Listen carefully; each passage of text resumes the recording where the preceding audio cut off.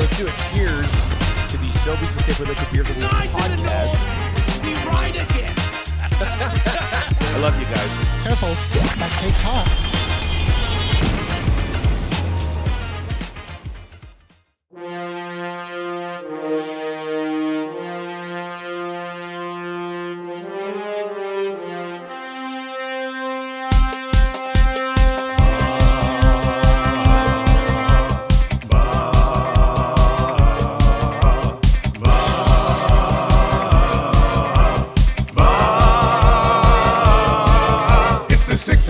Check-in, come on, let's go. It's the AM Nasty Big Hello. It's not static, AM radio. It's the Cool Ben Red Hot Nielson Show. Let's go.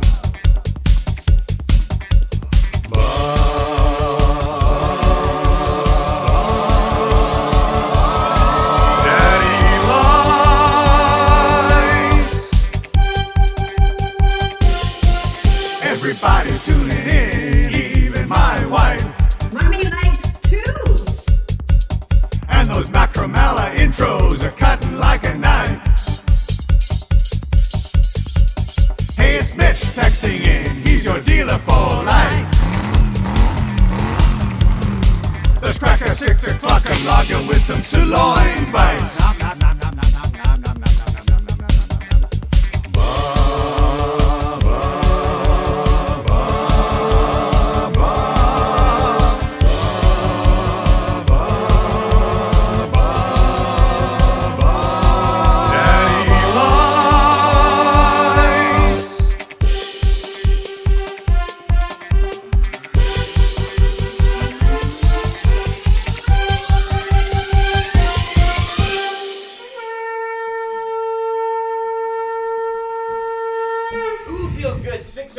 Nielson Show, EdmontonSportsTalk.com, the iHeart TuneIn radio app, sent on YouTube. Lieutenant Eric Joaquin Gage, YouTube trip with you as well. And you heard that conch there from the board, from Gager's fingertips, or shall I say lips, as it was the blow of the conch. But feels good, buddy. Hate to have the. I feel like I do have the conch back again. It's good.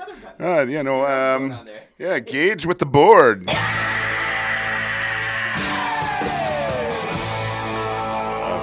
You still got some control over there too. Give me a can you hit me with one? Have you got this is beautiful. Like dueling boards this morning between the two of you. I'm looking forward to this.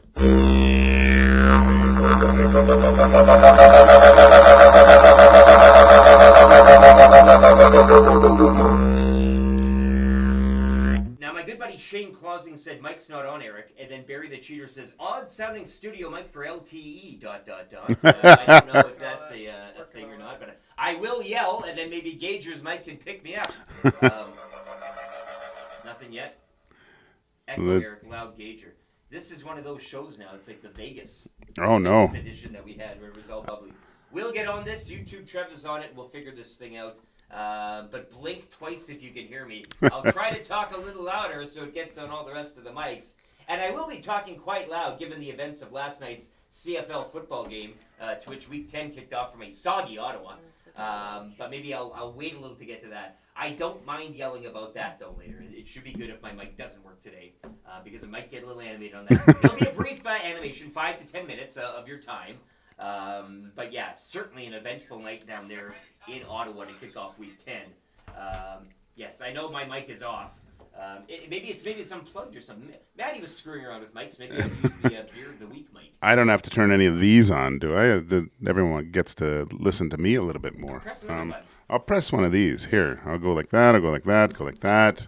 Trev's on it. He's Mac T this morning. In the meantime, Gager, I'll let you detail your entire Thursday afternoon and evening for the listeners. Oh my gosh. Well,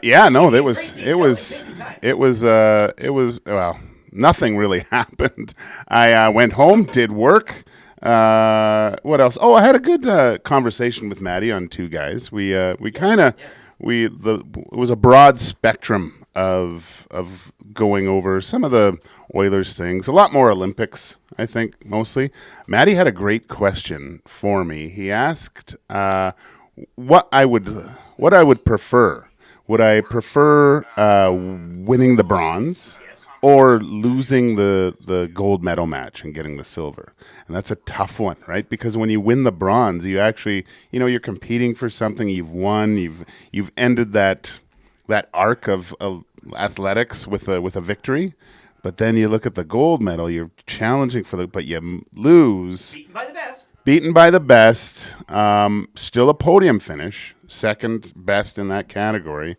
So my answer was, I think in the moment I would have liked the bronze just for that winning feeling, because the silver would hurt a little bit more just because of the loss. But I think after further reflection of getting on the podium, I think I would enjoy the silver over a longer period of time more. Step up on the podium, right? Then the bronze. Hey, is Gager's mic working? Like, can we move? Okay, yeah, I know he's complaining with Gager, so that's good. At least. Oh, good. That's if we have to, I'll move a little closer if you don't mind. I mean, kind of an intimate. I don't know why I'm still talking to the mic. It's somebody toning it to the command center last night. Oh, maybe we're under review. Maybe that's how you get text of the day this morning as well for A&W. Box Pounder says to the muster point, everyone, like, can you still get me over there? Like, can you still kind of get what I'm saying? Hopefully that's the case here. RCN's telling me. Maybe here, yeah. I think we can do a little detective work here. Do we? I don't know what else happened. My dog has the bit of the scoots. That's another update. So yeah, that's always fun. Detail, please. Yeah, no, it's sitting downstairs, getting him outside. What else? Looking forward to this weekend with the Olympics. Today, big, huge beach volleyball match. Yesterday we were. There's not volleyball's very stressful. The ebbs and flows, the ups and downs, the gaining momentum, the side outs. That's going to be very very exciting to watch. Hopefully those girls can finish this off and pull another medal. Like Canada, I think, are 3 away from actually tying or the total amount of medals in the Summer Olympics this year. So, albeit I'd say quietly in BA too. Like you don't hear a lot of fluff about that. No, yeah, you didn't really. That's another thing I talked about with Maddie is trying to. Oh, we're back. There it is. Oh, yes. I knew we'd get that figured out eventually. Eric's new mic. Yeah, we got. You're gonna live with me now. Yeah, I'm gonna take care of you. Because I love you. Oh, I love you, John. Oh, I love you, John. So all you basically need to do right now is text in 780-288-9999 and say Eric got screwed just like the command center last night. And you'll probably win text of the day. It's easy as that. But a conch to YouTube Trev for getting things figured out today. Yeah, Trev, that was impressive, man. It's funny because we were talking about before waking up this morning. Yesterday I woke up fine, but today I was like 4:48 and I woke up. And it's just you look over at the clock and you're like, oh, why can't it be like 12:30 or something? And we were talking about the expertise of you and Dusty, how you're shot out of a cannon. You mosey in, but that start gun goes off, and let's just say that first 10 meters of the show, you guys are in the lead. You just hit it. You gotta hit it, right? And especially on a Friday. Like, let's have a good Friday. You know how it is. It's summer. The days are dwindling by. But once again, to recap what happened, welcome to the Nielson Show. EdmontonSportsTalk.com, iHeart, TuneIn Radio app, and on YouTube. And thank you, everyone, for letting us know. It takes a village, and sometimes if you are noticing things, anything, during the night, time listening, overnight, whatever it is, something lagging on a repeat or whatever, let us know. Text in. Get in the YouTube nasty chat if we are live at that time and let us know, and we'll get on it. As mentioned prior, we don't have like an engineering department where before you'd have to start a ticket, wait for 3 hours. Your show has been over for 2. Then they come up and say, oh, I don't understand, can't fix it. And then you go by your way. So, yeah, we have it's all hands on deck here, and we'd like you as well to curate the station. Let us know where we might be falling or what things need to be corrected, and we'll get on it extremely quick, as you just saw illustrated here in the first 10 minutes of the show. But YouTube, hit the thumbs up, hit that sub as well. It helps the algorithm, helps us in our continued drive and push for 10,000 subscribers. We'll let you know as well, importantly, the Nielson Show presented by Southport Chevrolet. They had nothing to do with the microphone incident today. Go see Daniel and Claire, the team down there. You can right now save up to $12,000 on a new Tahoe or Suburban and $14,000 on Silverado 1500s and HDs. You can also, if you not, take the discount 0% financing on select trucks and SUVs as well. Back to School Drive, an initiative to fill a truck with school supplies for local donation. They're asking people to drop off new grade school supplies at South Fort Chev today during regular business hours. Each donation comes with a chance to win a detail package and a $150 gift card to Source for Sports. So a nice way to kind of, get back to school, get back in the spirit of giving, and you might get a little too here, courtesy of our good friends at South Fort Chevrolet. Busy show, fun show, I think, as well for you today. We'll have a Draisaitl report coming up in a matter of minutes. That's fresh off the presses. I think you have adding on to yesterday's report. I'm getting stuff right now from Deutschland, actually. The Deutsche Press are all over this. Der Spiegel. Der Spiegel, hey, Bild, I think. The Bild Zeitung. 620, that hurts. SBLLP injury lawyers will be going there. I think you know where I'll be going there. Crack Pack at 640, courtesy of our good friends at Wayne's. And I meant to stop in and see Wayne yesterday. And there was one thing, you get home and you meant to do something. You're like, what the hell was it? And then at supper time, I'm like, Wayne! I dropped the food out of my mouth. But I do got some Series 2, 22-23 will be cracking. And I found a few packs from National Hockey Card Day of this year, courtesy Wayne. So we'll be diving into those, plus the Series 2. And maybe Daddy needs a treat later today after the show. I might be popping in Wayne's and, treating myself. Why not? That's hour one. Craig Button will be by. Supposed to join us midweek. He's had a busy week. Him and Dustin Neelson calling the Hlinka Gretzky down at Ice District. I think he's off to a wedding or something today. The guy never sleeps. Are you serious? He's man about town. But we'll go to a few places with him for the Hlinka Gretzky as the semifinals go today and tonight. Canada and the USA tonight. Dustin Neelson on the call. Sweden and Czechia in the other semi. Club Canada Hotline of the Day. Maddie Murdoch from the Riverhawks. She was on the program a couple weeks back. She'll be detailing the season it was for the Riverhawks, both on and off the field in terms of promotion, and get you set for tomorrow's big, huge playoff game, 7 o'clock. Great weather down at Remax Field.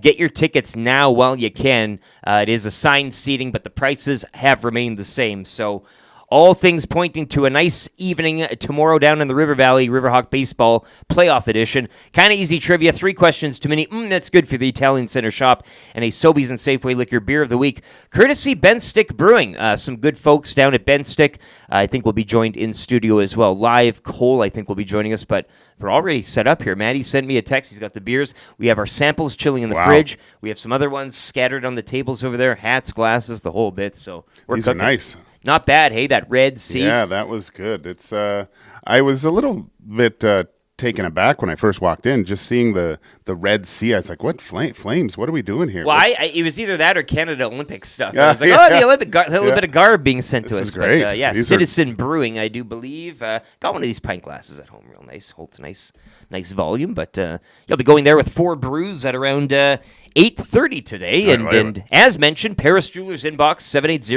780-218-9999. That's where you can text in, and that's where you can go for the text of the day. $20 to A&W. Kick off your weekend right. They got the buy one, get one free for the frosted root beer, the Slurpee form of the root beer. It's beautiful. You never thought their pop needed ice until now, baby. It's a real good. Goes down nice, and especially on what's looking like another hot one. 25 today, mainly sunny skies. Temperatures will continue to ramp up over the weekend and into the beginning of next week. So screw them. Who says summer's gone, right? Like, that's enough of that crap. August 9. I know it's all around the corner and parents preparing you buy stuff, but soak it in. There's no, the sun. Yeah, I get it. There's things creeping up. I see that. Like, I've been to a few places where the back to school stuff is all out and things. And I remember those times.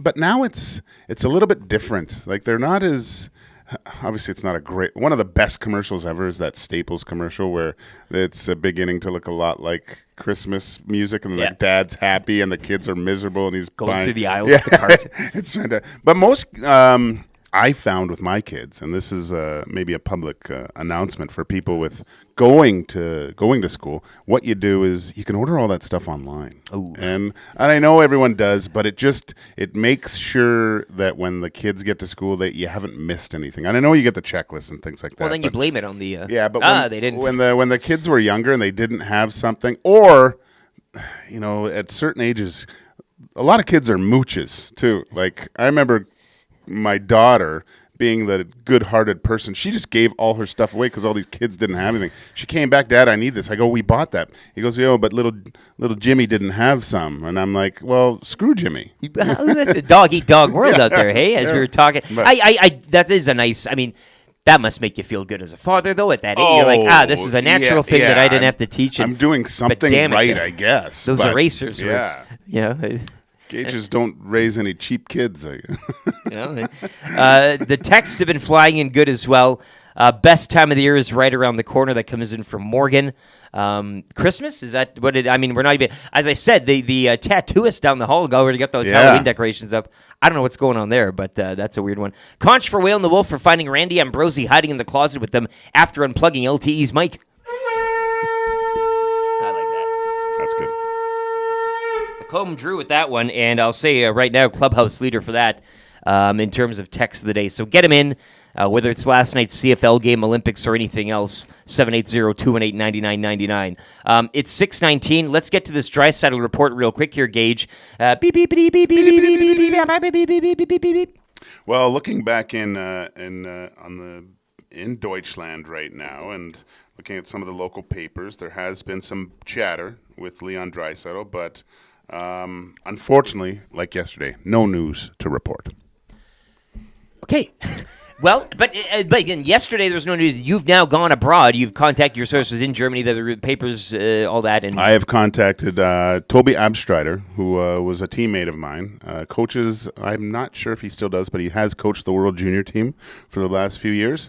And all those, the hockey community is quite tight-knit in Germany. It's surprising that Leon's actually from Cologne, because most of the players, actually most of the German athletes come from the south, around the Munich area and stuff, Bavaria. I'm not sure why.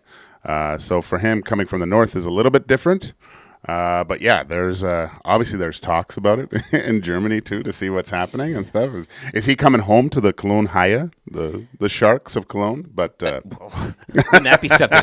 They're still in the mix, eh? Yeah, they just gotta keep people reading the papers. Oh, yeah, it's still in the mix. He hasn't said no yet. He's the problem is he's still being paid in Deutschmarks, and they don't have their spending power anymore.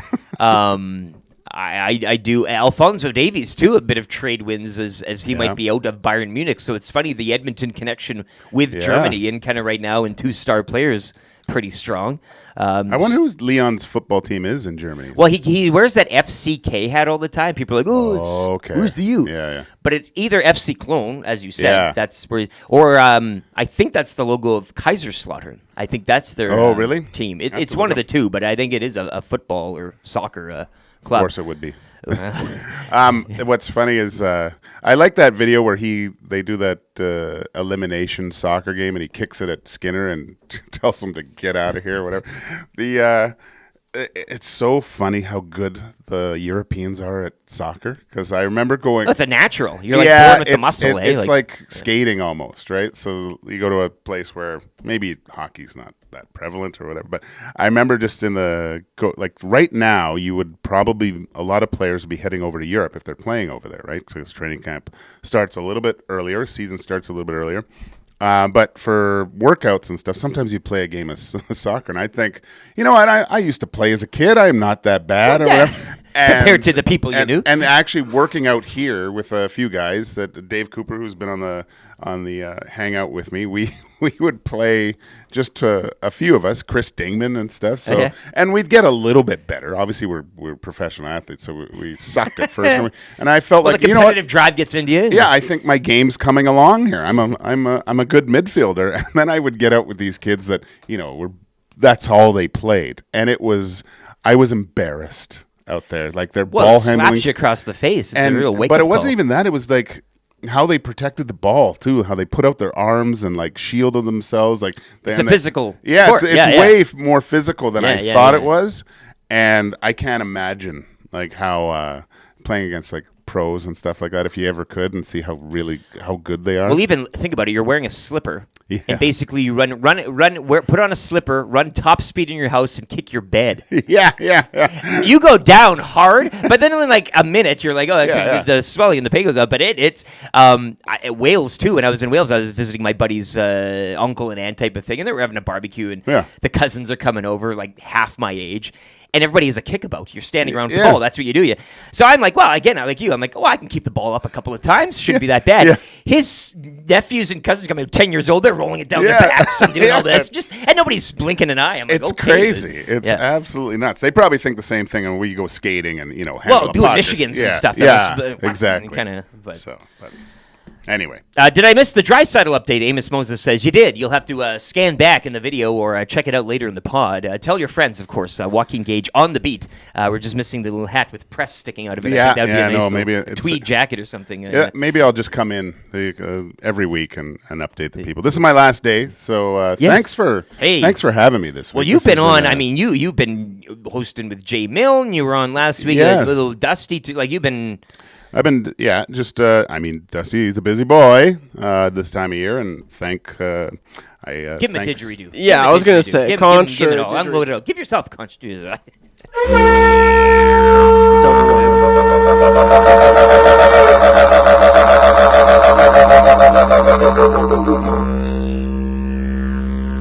5-tool player. Thank you.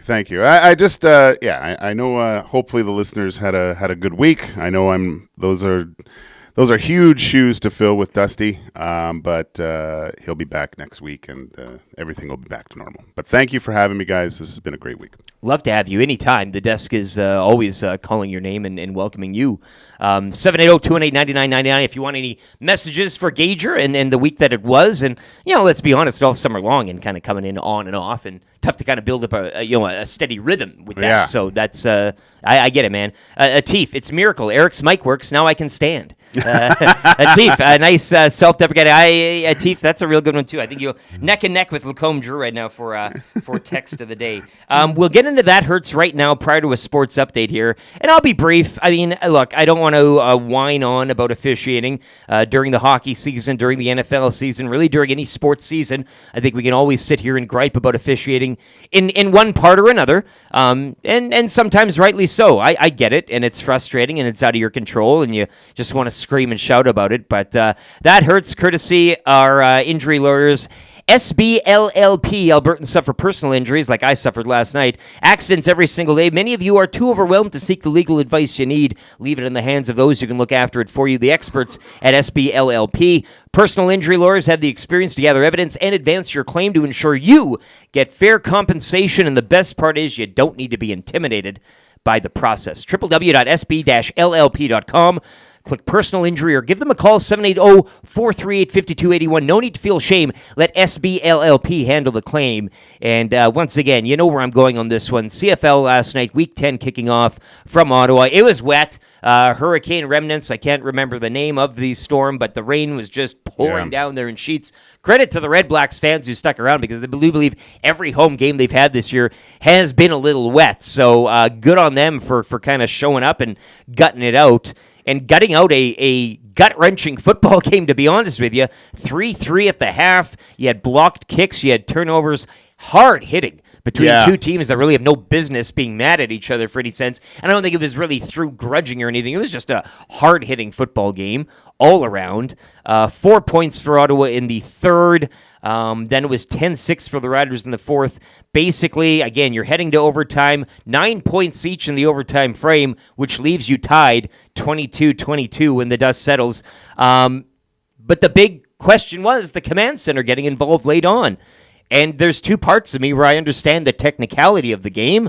The Rider defender was tripped, blocked up, stumbles into the legs of a Dustin Crum, who comes into for relief of Drew Brown, who played pretty admirably in Dustin Crum's defense. But I told you the analogy. If somebody on the other side of the road is dying and I need to jaywalk to save their life. Are you telling me that the authorities are going to come and issue me a ticket while I'm in the middle of resuscitating this person?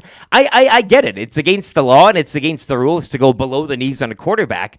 However, I don't think the command center intervenes if it's not a turnover. So basically the Riders, they get this big sack and everything, the ball's loose. If they just let Ottawa reclaim the ball, nobody's getting involved, which kind of leads to me, you're saying to the defense, don't go after the ball, which is, you always want people to play for the win instead of stopping and going, oh, I can't touch it because something might happen. So I think you need to maybe look at this a bit, especially discretionary time of the game.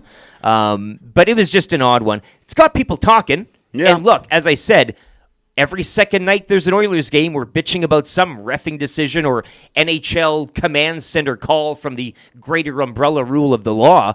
And NFL season right around the corner too, where this stuff happens all the time. You talk to any fan base, they're all getting screwed constantly. So I take this one as it comes. I think the game should have been tied the way the two teams kind of wanted it and then didn't want it at times.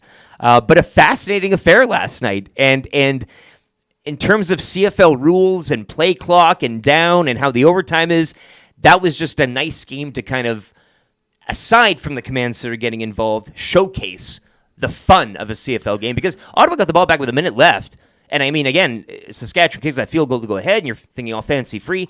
Ottawa was third and long. They extend the chains. Like, it's never over till it's over in the CFL. Yeah. I mean, we talked about it yesterday, just with Naylor a little bit too. I posed the question: what kind of game are we going to see tonight? I think we saw it. I think it lined up perfectly. Where the Rough Riders coming off a loss, the bye week. I think that's why that first quarter was very physical too, right? Yeah. Some of the hits, the excitement of the defensive play after everyone's getting jacked up. And I mean, I'm watching that game and it's 0-0 after the first quarter, and I'm like, man, I was really entertained by this game. It wasn't, even though there wasn't any scoring, there was a lot of action going on. So, and on the side of video review, I think the only time where you should really get into super slow-mo and slowing it down to have a look is scoring. Just scoring plays. Did it cross the line? Did it? Is your foot in? Yeah, that type of thing, right? Anything else should be played at a regular speed with a capped time limit to look at it. Yeah, you can slow it down, but I don't think you're taking away from the game if you keep zooming in. And that wasn't. He was tripped, fell into the quarterback. Tripped and fell. Now you can slow that down, and when you slow it down and he falls, you're saying, oh, now he's rolling into him. Yeah. No, but you show it at regular speed. It's a fall. He's not on fire and dropping and rolling. Morgan says, what was he supposed to do? Teleport? Like, what do you? And I think the refs on the field knew that. The Croker officiating crew. Rider players were complaining, like, what's he supposed to do? But the look on their faces to me illustrated that our hands are tied, and it's kind of one of those things. So it's a sour taste, but again, if that's the rule of the law, 55 in a 50 zone, you're still speeding. Okay. Yeah. So I guess we'll leave it at that. It hurts, but I think it's got people talking, much like NFL games during the season. Controversy there. I don't think we throw the baby out with the bathwater and say, what a crappy league. You can just complain about officiating like we all do with every single other sport. So I have another, I got hurt. This is a splinter. Maybe not really hurt, but a splinter in the back of my mind yesterday, just with hearing stuff. Elon Musk. I don't know if it hurts. ISIS yesterday, now we're going on Musk today. Yeah, no, he started a lawsuit against advertisers for banning. He's saying they grouped together and all collectively didn't advertise on X or Twitter. So has this big lawsuit where months earlier he was telling them expletive off. I don't need you. And now he's saying, well, they conspired against me. I'm just like, come on, this guy, he's driving me nuts. He's ruined Twitter. Like, you might pull your advertising from him. Yeah, I mean, how am I supposed to give the people like updated Leon Draisaitl news? Back in the day, you could find this stuff. Yeah. Now I gotta, I'm lurking through the weeds. Oh my God, I'm getting all this weird stuff on there. Games on there all the time. Games are being played on the ads while I'm trying to go through the timeline here. It's really annoying. Yeah, Elon Musk, he's that hurts. That really hurts today. Box Pounder says the only thing that could have made that game better was Dusty on the call, but at least I learned chop blocks are legal again. Dusty and I were texting back and forth, and we had our thoughts on that as well. And look, it was wild stuff. It was actually, look, from a neutral point of view, I would say highly entertaining, as you mentioned. I mean, that's captivating you, but certainly not without controversy. And then a bit of a mix-up on the field, too. I'm sorry, if you're going to let fans go on the field at the end of your game, at least have a little bit of control that, hey, sometimes the final out might be contested or the final down might be contested or whatever. So I do believe that there was some fan engagement near the red-black sideline, which in Ottawa, both teams are on the same sideline, which, again, is a recipe just for calmness, right? You'd say nothing is ever going to happen from that, And players already in the locker room shaking hands, and so it was just, I don't know. Ottawa, kind of get your act together down there. If you're going to let players run on the field, at least have it a little more uniform and know the game is over before it's over, I guess we should say. Library Pat, well job this week, Gager. Your bass range is a nice contrast to LTE's baritone, and absolutely appreciate the insider info. Read Draisaitl, Library Pat. Sometimes it's all about that bass. Well, my shrill baritone, hey? LFC Captain wants to talk a little Martin Zubamendi, a little Liverpool transfer action. No, I kid. We'll go back and forth with this LFC Captain. I hope he comes too. I think it's greater than 50-50, though, so a little soccer talk there, and we'll leave it at that. That hurts for SBL. Anything hurting you, Trev?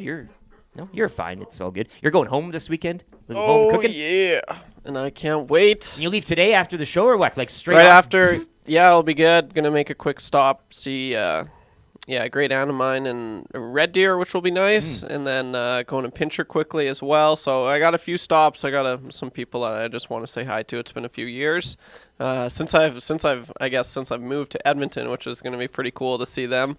And then brother's got. I told him I want ribs, Tabor corn, and Caesar salad. Is it like when's harvest season? When does the? It's like right now. Right now, so yeah. There's tons of corn. Oh yeah, right? Yeah. It's prime. It probably started a little bit earlier actually, depending on the year. But I can't wait for some Tabor corn, man. It's good. It's so good. Corn capital of Canada. Is there like we were talking about pork sandwiches and Philly cheesesteaks in Tabor? Is there like a corn chowder place? Is there? No. Is there a place that just has all sorts of corn? No, just every corner. It's just here's our corn. You just have all the farmers competing with each other. Oh, really? The gents. Yeah, all of them. Every corner pretty well. And so there's lots of corn. It was so funny. When I was young, I was a little bit of a brat, but we lived right by this cornfield. And I'd always just go run in the cornfield and grab some corn and be like, Mom, I got corn for supper. Lots of corn to pick from, but we have the Tabor Corn Fest. It happens every year. Last year was the only year I never went, but I might be going again this year. And do they give out like a corn king? And corn it's insane. All the corn competitions. You can who can eat the most corn in like a 10-minute period, and then there's who can stuff the most corn in their costume or like in their their clothes, I guess, which is another good one. And then the chili eating competition, which is a fan favorite, and you have to use corn in that. Yeah. So now that Joey Chestnut's the vegan, isn't he? Or is he? Can he get Chestnut in there? Drum roll, please. And do some. You're children of the corn. Actually, you ever watch that movie? Is that shown in the summer on the drive? They should have it on repeat. And corn playing over this being like constantly just corn albums and Children of the Corn on the screen. Well, that's and so right after the show, you get hitting the highway. Bam! A nice day. Boom. Yep. We talked about this in road trips and the feeling. Yeah. I love it. It's coursing through your veins as we speak. I can feel it over here. Podcast going just to re-listen to the show. Yeah, Soothing sounds of Gager it was so funny because like I've been having so many memories pop up on Snapchat, and there's this one video I showed Dusty like last week, and I was just golfing in the mountains, or I was driving to go golfing in the mountains. It was just so majestic. And in the background, you just hear Dusty. This is two guys and a goalie with Dusty walking in. I'm just like, it's crazy how the world works. But that's one thing. It's different. I always listen to the oil stream, two guys. But now it's like I'm here every day, so I know what you guys are talking about. So yeah. It's kind of weird. But yeah, maybe just because I'll probably listen to you guys as well. Like there's days when I go, I'm going to listen to the show or whatever, and then I go, I'll listen to the oil stream. But then I realize I just did two guys, and I'm like, I don't want to listen to myself. A little air checking never hurts, yeah. Sometimes I do check just for to see how my mic sounds, but God, I hate the sound of my voice. I mean, that's the newsflash. We all like that's kind of the standard thing. You see somebody that doesn't, you're like, "Hey, what's wrong with you?" Like, yeah, that's weird. If you like hearing yourself, weird. I don't like that. Yeah. We'll hit a sports update here. We'll be back. Crack Pack action, as mentioned, Series 2, Upper Deck 22-23 edition, and some cards from the National Hockey Card Day earlier this year, all courtesy Wayne Sports Cards. We'll have more on that coming up just after a sports update for Nisku Glass.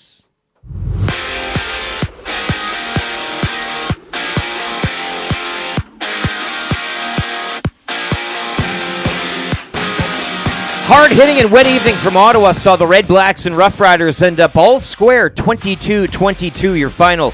Week 10 will continue tonight. The Argonauts host the Stampeders. Nick Arbuckle set to start at quarterback for the Argos. Elks will look to make it 2 straight wins Sunday. They'll host the Lions, kickoff 5 o'clock down at Commonwealth. You can also join Maddie and Milne at the Centric Casino Sports Bar and Lounge for the Green and Gold kickoff show. Coverage starts at 4 o'clock right here on Edmonton Sports Talk. The Edmonton Riverhawks host the Bellingham Bells tomorrow night in opening round action of the West Coast League playoffs. First pitch 7 o'clock is Game 2, and if necessary, a Game 3 will be back in Bellingham. Blue Jays clipped the Orioles 7-6 to take the rubber match of that series from Toronto. Vlad Guerrero Jr. continues to impress. He drove in 4 runs and was a single short of the cycle. Jays welcome in the Athletics for a weekend set later tonight. First pitch 5:07. Hlinka Gretzky action resumes today. Canada will face the U.S. tonight in semifinals action. Puck drop 7:30. Dustin Neelson will have the call on TSN. Later this afternoon, it'll be Sweden taking on Czechia in the other semifinal. TSN's Craig Button will be by at 7:05 for more on the tournament. Over to Paris, the Canadian women's and men's 4x100-meter relay teams will compete for a podium spot today, while Canada's Katie Vincent and Sloane McKenzie have claimed Olympic bronze in the women's doubles 500-meter sprint canoe final. Also later today, Brandy Wilkerson and Melissa Humana Paredes will go for gold against Brazil in women's beach volleyball. Sports update for Nisku Glass. It wouldn't load.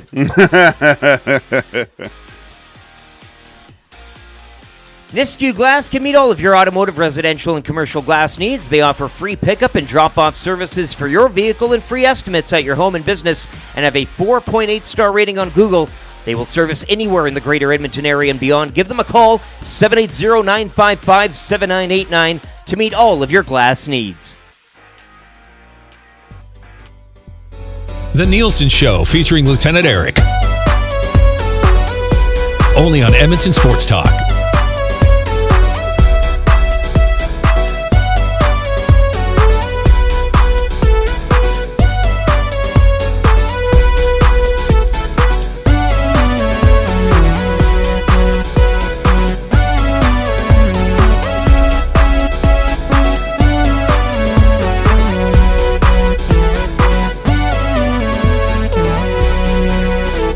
6:41, you are tuned to The Nielson Show, EdmontonSportsTalk.com, streaming on the iHeart and TuneIn radio apps, and of course on YouTube. Nasty Chat is humming away. If you are in there, hit the thumbs up, give us a like. Do it for Gager, if anyone, as he's been slogging away, and give a thumbs up as well for YouTube Trev's trip. If you don't give the thumbs up today on YouTube, he'll have a bad trip. So give the thumbs up and ensure that YouTube Trev has a great trip down in corn country. And hit that sub if you haven't already. The quest for 10K continues, as we are just shy of that mark, heading into the 1-year EST anniversary. And I know Maddie's hard on the Esties as well. I think that's going to start ramping up here in a week or two. So if you have any questions, ideas for the upcoming Esties, the Edmonton Sports Talk Awards, please let us know, either in the Nasty Chat or the Paris Jewelers inbox, 780-218-9999.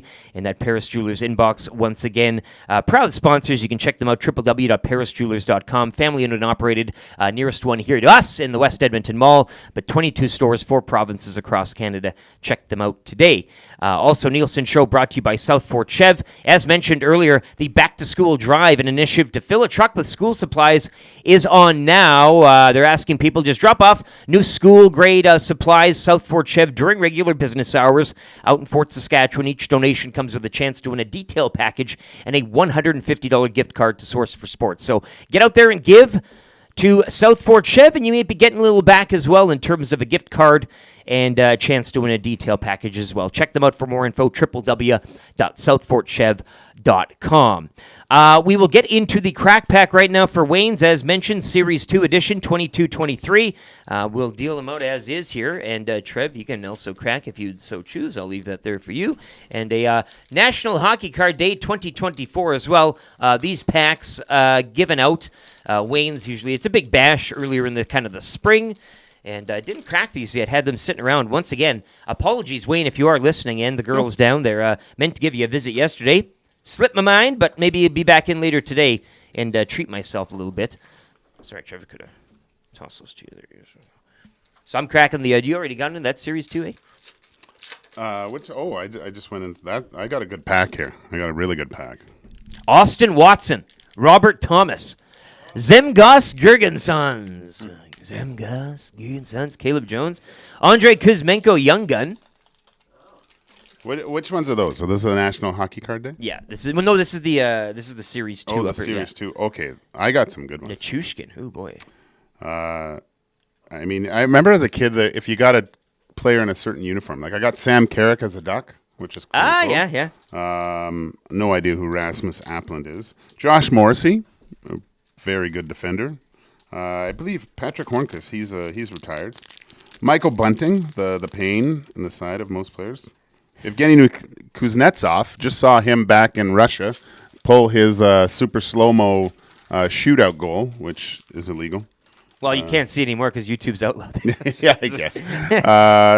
Thomas Shabbat, we're still waiting for him to become the player I think he should be. And Lunchbox legend Connor McDavid. Holy heck! Yeah, that's look at that on the lunchbox. You know, we got it. Yeah, we'll have to get a. I'll tweet that out. out. What a hit! That, that is awesome. I remember. Did he have a special lunchbox that you took to school with someone on it? Myself? Yeah. Yeah. Batman. I think it was blue. Did you? Yeah, I think Luke and I had matching kind of blue and yellow. I think it was, but this is sweet. I had a Happy Days, so. Plastic with the plastic, the lunch with the 2 clicks. Oh yeah, that type clicks. of thing. And it was awful because I was brown paper bagging it for the most part because my parents were broke. Yeah. And all the kids had their special lunch, and I finally got my Fonzie lunchbox, and it was great. But all the stuff. It was an odd social experiment. Hey, lunchtime, the unpacking of the lunch around your peers and everything. Scared. Everyone had Twinkies and Laura Secord cups. I had like couscous and some other thing. Like it was just my mom. You're Macaulay Culkin from Uncle Buck there. Yeah. You know, the canned, jarred, weird liquids. And, just weird stuff. Yeah. Trevor, you hitting anything there? Any big hits? First poll, Leon Draisaitl. Uh-oh. Which is sick. We have an update. This is in the National Hockey Card Day pack. Adam Fantilli, Eric Lindros, which is sick. Cole Caulfield, and Matthew Petra. Are those the hockey superstars? Yeah. Yeah, so it seems like they're doubling up on these packs. But cool. That's cool. Lunchbox. No, they do. Yeah, these they're kind of fun. The little players from the past and the present. And Matthew Coronado, Mario Lemieux. Like, why are you getting those two back to back in a pack any day, right? I know. But yeah, we thank Wayne's for that, and check them out today. West End, same tucked in across from the West Edmonton Mall, in with the Italian Center shop in there. So go check them out today. You got a big hit? Sorry, I was just mumbling there. Yeah, nothing crazy in my second pack. Wayne's Sports Cards is where you can go. And not just cards, and not just sports cards as well. Got a lot of cards from old TV shows, movies, that type of thing. Great place to go if you're looking for something like gag gifts or something to throw in a bag for a present, or raffle items, stuff like that. It's just really nice. You can go in there and kind of get hypnotized by everything and lose focus for a long period of time. Yeah. Until they ask you need help with anything, you say, I don't know. Legos, that type of thing. All the sporting needs. Did you have a sports store as a kid in Saskatoon growing up? Funny you ask, and if my brother and friend Ryan are listening, it was called KD's Sports World in the mall, and this guy, Kevin Dykow, I don't know where he is, but he was a hustler. He'd always come in, white shirts, gold chains. I think he was a bit European, but I don't know. Yeah.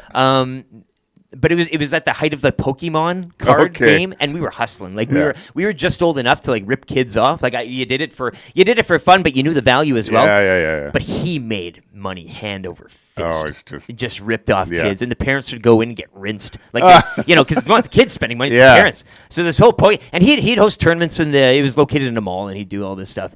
But then one day, just gone, like and just took the money and ran, type of thing. Like, yeah. So I don't know where Kevin Dykhouse still is. If you know a Kevin Dykhouse, please let me know. Still looking for a little. I'm gonna get mine, Kevin Dykhouse, one of these days. You still have that Charizard. He had a bit of a. So he'd always say Charizard. You want to know Charizard? Like, every Pokemon he couldn't pronounce correctly. Slick talking. 4th Avenue in Vancouver. There was I don't think it's there anymore. The comic shop, and then I'd always go in there and get my comics. That was just great, and it had that old musky smell and stuff. And he'd go in there, and I had a little box where I'd get my comics reserved. But downstairs was the card. A guy moved in. It's the card pit downstairs. Yeah, it was down. You'd go down the stairs, and there was a guy, and he looked like the comic book or card dealer guy from The Simpsons. Exactly. But human form. You know those AI things? If you could picture that, and it was, he looked jaundice, you know, and he had the kind of beard. It was yellow. A liter of pop 3 times a day or something like that. Just he'd hand you your stuff, and his fingers looked like they were dipped in yellow paint from the nicotine. And he was just an awful, awful guy. Just an awful. Yeah, he would just rip off kids all the time. A comic book shop had a more of a relaxed. I feel as in terms of the card. Not to say Wayne, upstanding individual, great business, all these things aside. But we're talking about these guys that just set up shop, the individual guy. This is back in the late 80s, early 90s. Kind of here today, gone tomorrow. Like, and here's my brother on cue. Drove a convertible green Mustang. Yeah, he'd peel up those Mustang. You know those new Mustangs, late 90s. You know those type of models. That sounds very Eastern Europe. He was Eastern European. I think he may have been Polish, but it was just. Yeah, that was a fun time, hey? Yeah. Like, it's just, when you kind of know you're getting ripped off as a kid at that point, but you don't care. Like, it's not your money. No, it's just going in your bike spokes anyway. And then I miss arcades, too. They're not like today's arcades, like the old school arcades. I didn't get to win anything. You know what I mean?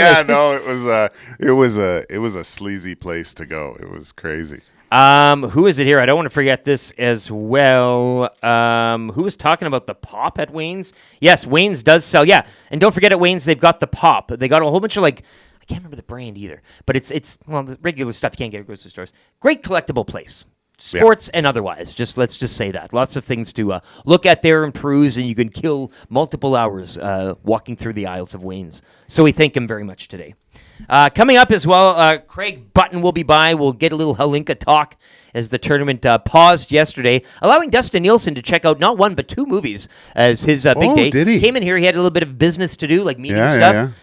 Sounded hoarse, as expected. But then he's like, family's out of town. They're visiting his folks. So he's kind of got this moment in time where it's kind of quiet.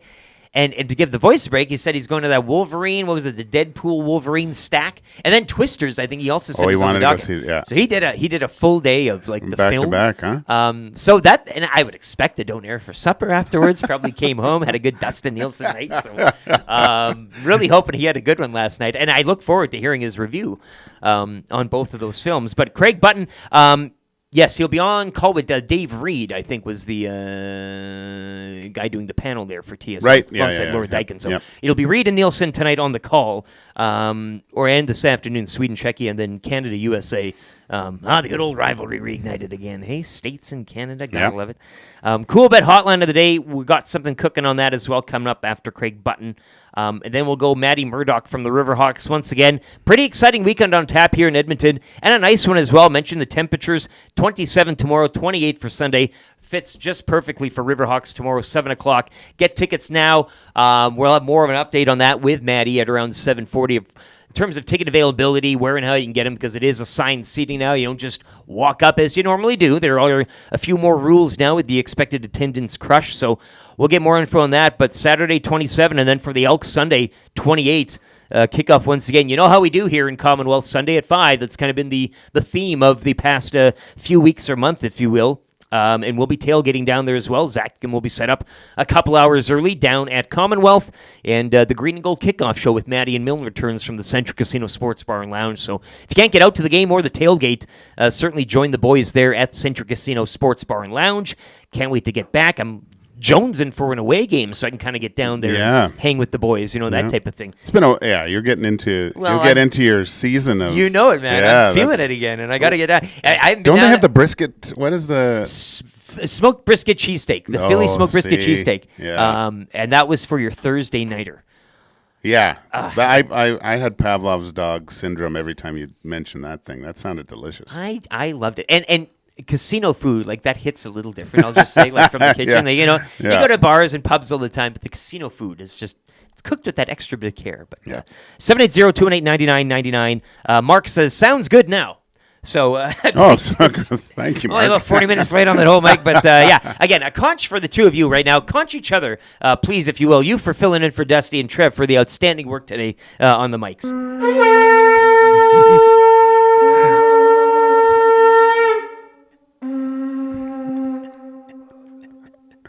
That's an old conch for me. And a couple more texts as well flying in here. Have you guys watched footage of the Oilers dressing room after the Game 7 loss? They need to remember that hurt. I know I will. Baggio going back to that hurts. That I saw that. Was that on Twitter? That's circulating again? Did somebody else have another? It was. What was the purpose of that? It was the oil drop, the subscription. That was just released this week. Just to kind of hammer home the point of what happened. It was like the whole episode, and then that was obviously the main focal point, and it was tough to say the least. Man, just you could hear a pin drop forever. And you could hear Bettman announcing in the background. Oh, terrible! I think the most frustrating thing of all. Imagine this: you're sitting in a room, you just lost Game 7. And we're gonna do that just yammering in the background, drilling into your ear. When he's going, the greatest fans on the planet, and I'm like, geez, half the people have left already. Honestly, that must have driven you wild. It was. Hearing him in the backgrounds and the Stanley Cup, and I watched. I was like, oh, it's a horrible feeling. End of the year when it ends and stuff. But a hell of a galvanizer. Well, and I think that's why you kind of put this out. You look at what Hyman actually said it there, where I was when he said what he did say. I was trying to think of if I've ever heard that before, and not to that. Like he really, you ask who the leaders are and of the team, and he's one of the leaders. Like he actually said, I don't know what I'm paraphrasing here, but I don't know what everyone's plans are, but I hope everyone comes back because we got something here. We're gonna be back. I guarantee we're gonna be back here.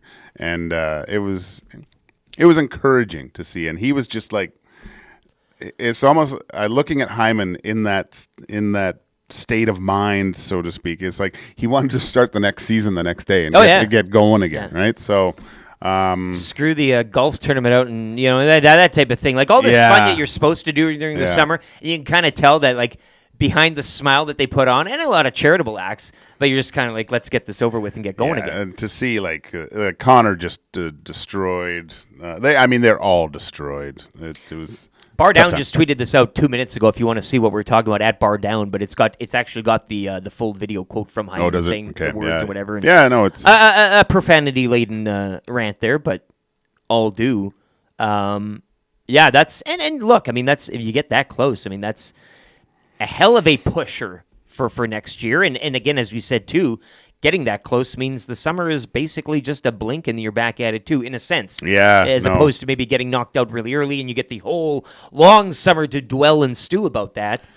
You kind of get right back at it. And given his words, the band is pretty much back together. It's crazy how the band stayed together. This is that's the biggest thing. And I said this, I forget what day. I think it's really important to have that familiarity with your teammates. I think it really helps the coaching staff too. The systems that were implemented, you're not.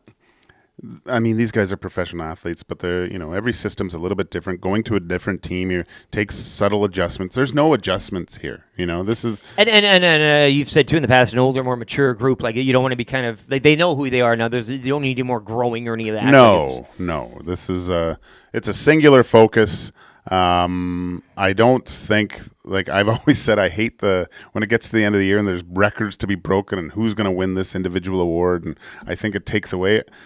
These guys really don't care about anything else. I mean, it's evident Connor McDavid wins the Conn Smythe and doesn't wants to stick with his teammates. Which, say what you want. I mean, the only thing that I was disappointed, it's just for his mom and dad.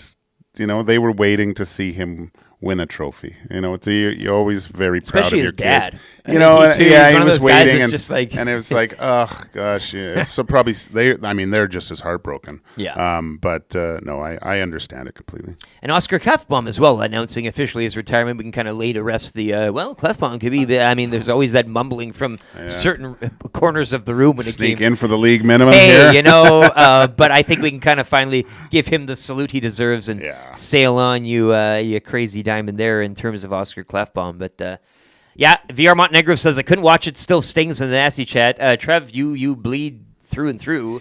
You got it, but you can't. These things you have to go through. You can't ignore it. You can't go. You got to go right through it, and you just kind of go and feel the hurt. You know, let it drive you. Yeah, it's deja vu for Corey Perry. Just looking at him, he's like, "Where have I? This is a familiar feeling. Yeah. Oh, I was here 2 years ago, the year before that, and the year before that." So, yeah, it's I'm totally with VR there. It was I did watch it, but it was tough. I'm never I never say never, but I have no plans in ever seeing the Florida Panthers like Barkov lift the cup or the photo. Very underrated player. Yeah, he's very underrated still. So it stings. It's tough.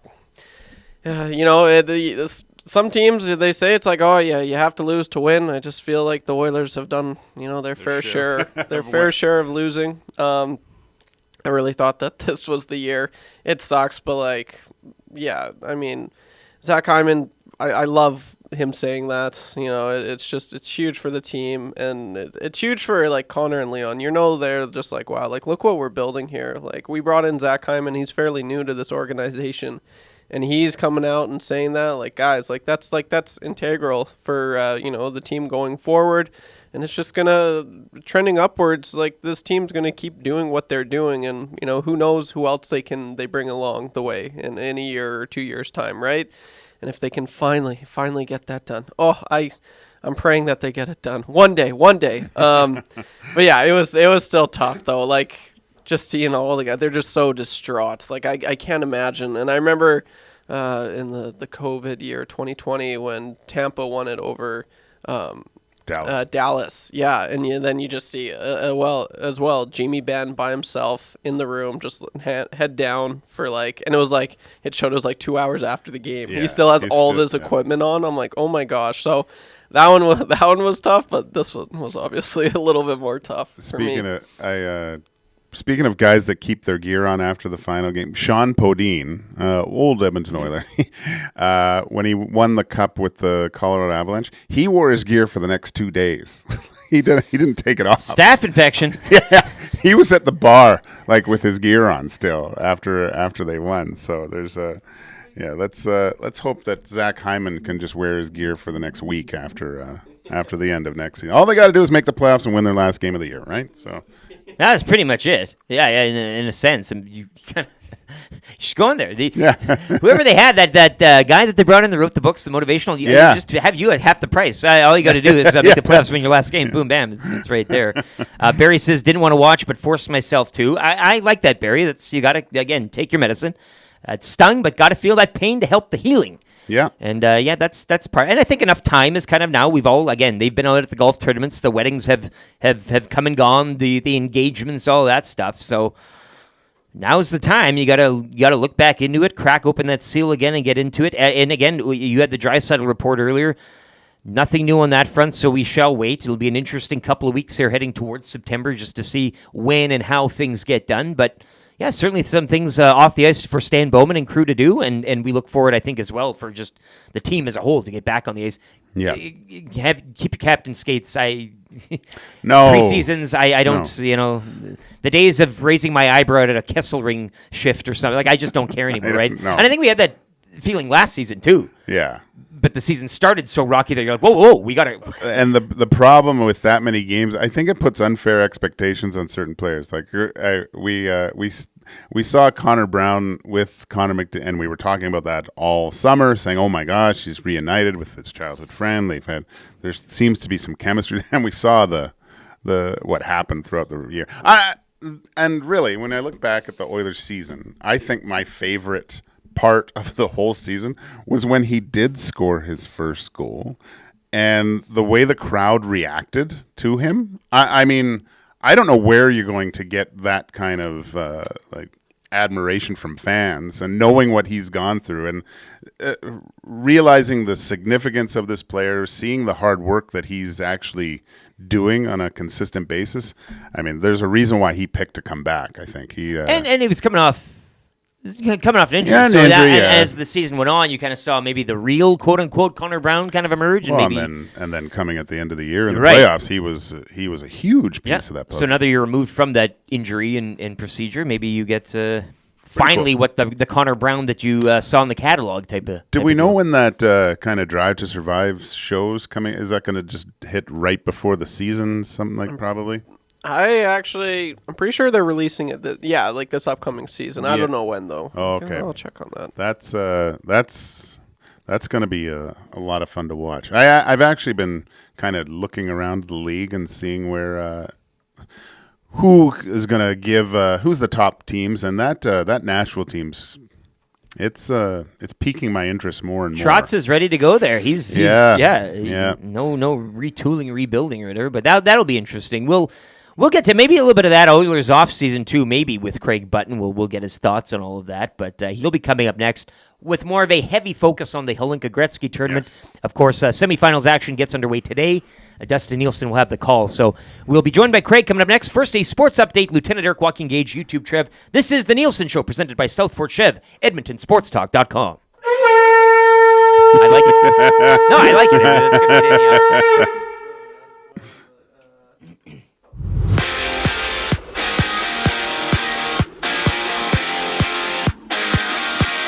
Hard-hitting and wet evening down in Ottawa saw the Red Blacks and Rough Riders end up all square, a 22-22 tie to kick off Week 10. And that'll continue tonight when the Argonauts host the Stampeders. Nick Arbuckle set to start at quarterback for the Argos. Elks will look to make it 2 straight wins Sunday when they host in the BC Lions. Kickoff 5 o'clock. You can also join Maddie and Milne at the Centric Casino Sports Bar and Lounge for the Green and Gold Kickoff Show. Coverage begins at 4 o'clock here on Edmonton Sports Talk. The Edmonton Riverhawks host the Bellingham Bells tomorrow night in opening round action of the West Coast League playoffs. First pitch 7 o'clock is Game 2, and if necessary, a Game 3 will go back in Bellingham. The Blue Jays clipping the Orioles 7-6 to take the rubber match of that series from Toronto last night. Vlad Guerrero Jr., he continues to impress, hits in 20 straight games. He also drove in 4 and was a single short of the cycle. Jays welcome in the Athletics for a weekend set later tonight. First pitch 5:07. Canada face off against the USA tonight in semifinals action at the Hlinka Gretzky tournament. Puck drop 7:30. Dustin Neelson will have the call on TSN. Sweden will battle Czechia this afternoon in the other semi. Over to Paris for the Canadian women's and men's 4x100-meter relay teams. They'll both compete for a podium spot later today, while Canada's Katie Vincent and Sloane McKenzie claiming bronze in the women's doubles 500-meter sprint canoe final. Also later today, Brandy Wilkerson and Melissa Humana Paredes, they'll go for gold against Brazil in women's beach volleyball. Sports update brought to you by Green Plan, providing you with award-winning environmental planning and consulting service. Be it municipal, industrial, or residential, plan it right with Green Plan. Visit green-plan.com or give them a call, 780-455-4292.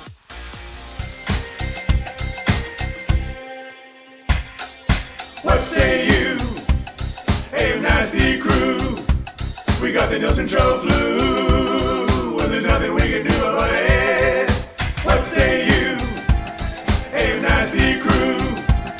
My wife thinks I got better things to do, but there's nothing I can do about it. We're tuning in, we're listening online. We catch up with the podcast when we fall behind. We're texting in the nasty chat, what's on our mind. 780-218-9999. No more interference from corporate interest. Just Dusty and Eric and all of the bad cats. Like Brzezinski and Noodles, Gager and Gager. Maybe it's but a cool band to make a little wager. We can't wait for the Monday Mandate. Sharky's always on time. Tommy's is always late. Would you like a cup of tea? Forget about the old place. Hey, we were number one in the text race.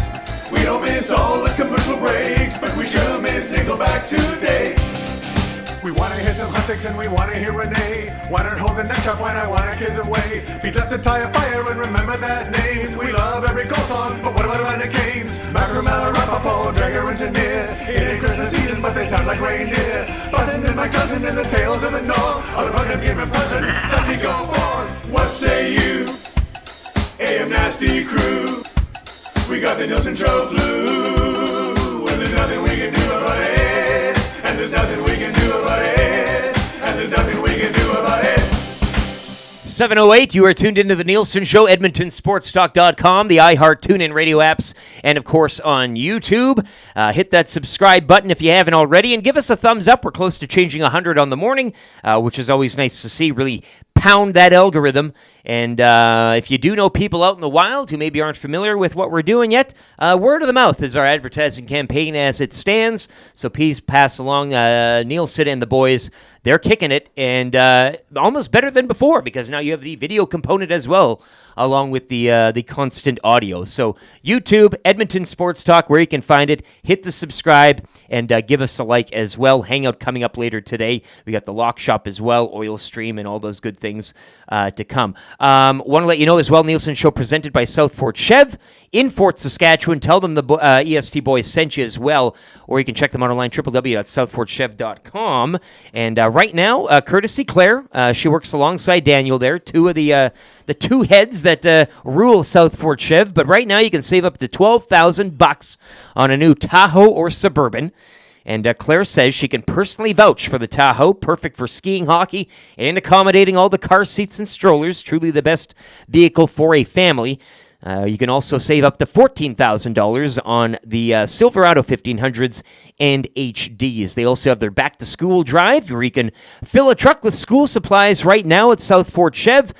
They're asking people to drop off new grade school supplies down at the dealership during regular business hours, of course. Each donation will come with a chance to win a detail package and a $150 gift card to Source for Sports. So as mentioned, you give a little, you might be getting a little, courtesy Southfort Chev today. So help them out and help out some kids as well as back to school looms. 780-218-9999 is the number to text. The Paris Jewelers inbox has been taking a pretty good pounding earlier this morning throughout the opening hour, and a fun opening hour it was. Lots of conscious didgeridoos, a few technical issues that we slayed, which is the constant here at EST. Something pops up and we beat it back down. It's a great thing to see. Somebody saying the Oilers are the best team last year. I don't know. They didn't win the President's Trophy. Now I'm getting into a debate with somebody unnamed in the Paris Jewelers inbox. I love it. Library Pat says, turn the TV off before the cup was presented. Don't need to see that ever. My first thought was how much it will take for them to get back to have another crack at it, which, that's a good point. Regular season has never seemed like more of a slog. Another good point. Off-season, what off-season? Moves definitely stoked confidence, Library Pat. So a loaded text there that maybe you can chew in. First off, didn't want to see it. I understand that. Heat of the moment. Yeah. You know. I mean, I understand for the rabid Edmonton Oilers fan. That's got a, that's nails on the chalkboard. Heat of the moment. You're throwing things or you're whatever. Yeah. You go at the garage. And again, it doesn't like I always enjoy watching it because it's such an accomplishment for those guys, right? The families, the thing, and seeing. I know this is probably very unpopular, but seeing the joy in Brady Tkachuk, seeing his brother win, that's a pretty cool moment for that family. I mean, when somebody wins, somebody ultimately has to lose. So you're right. You're taking it from a nice kind of you're trying to. But what bothered me the most was the fact that these guys are walking around the streets of Miami with the Stanley Cup and no one cares. Well, I think that was great trolling by the Panthers organization. I guess. You got to know what you're doing. Yeah. Like you can't honestly type out those tweets with a straight face and say, hey. I mean, I don't know. Panthers Nation showing up. Yeah, it was just crazy. And there's the whole lead up with Bettman saying how great this market is and what a great job you've done to grow the game. And it's just. That all stings more than I think losing the damn thing, right? Like in the end. It's that. I find it very humorous. But this, and a great loaded text from Pat will go on here as we, I will assume, I'll say right now 60-40, we don't get Craig Button due to the fact that he's going to a wedding. And again, I was telling you off air, the guy won't say no. But sometimes you got to just say, like, I'm going to a wedding, for crying out loud. I would understand. It's all good. But first thought is how much it will take for them to get back to have another crack at it. Zach Hyman's words post Game 7 are all fine and good and ring true. But, dude, you've played pro. These things happen maybe once. Like, who knows? Like, nothing. Tomorrow's never guaranteed. Cliche. But like when you're in it, it's just. Now that I'm older, I realize, gosh, that's a long, grueling things process. Have to go right. They were so healthy in terms of. Yeah, but I think this, as those players being in it, there's obviously the disappointment of things, but then there's a hunger, I think, and realizing what it takes. We always talk about that, what it takes, the learning process. You only learn, obviously, from your mistakes, what happens. The amount of information that the Edmonton Oilers as a group have consumed over the past 3 seasons, really, I think better prepares them for what comes next.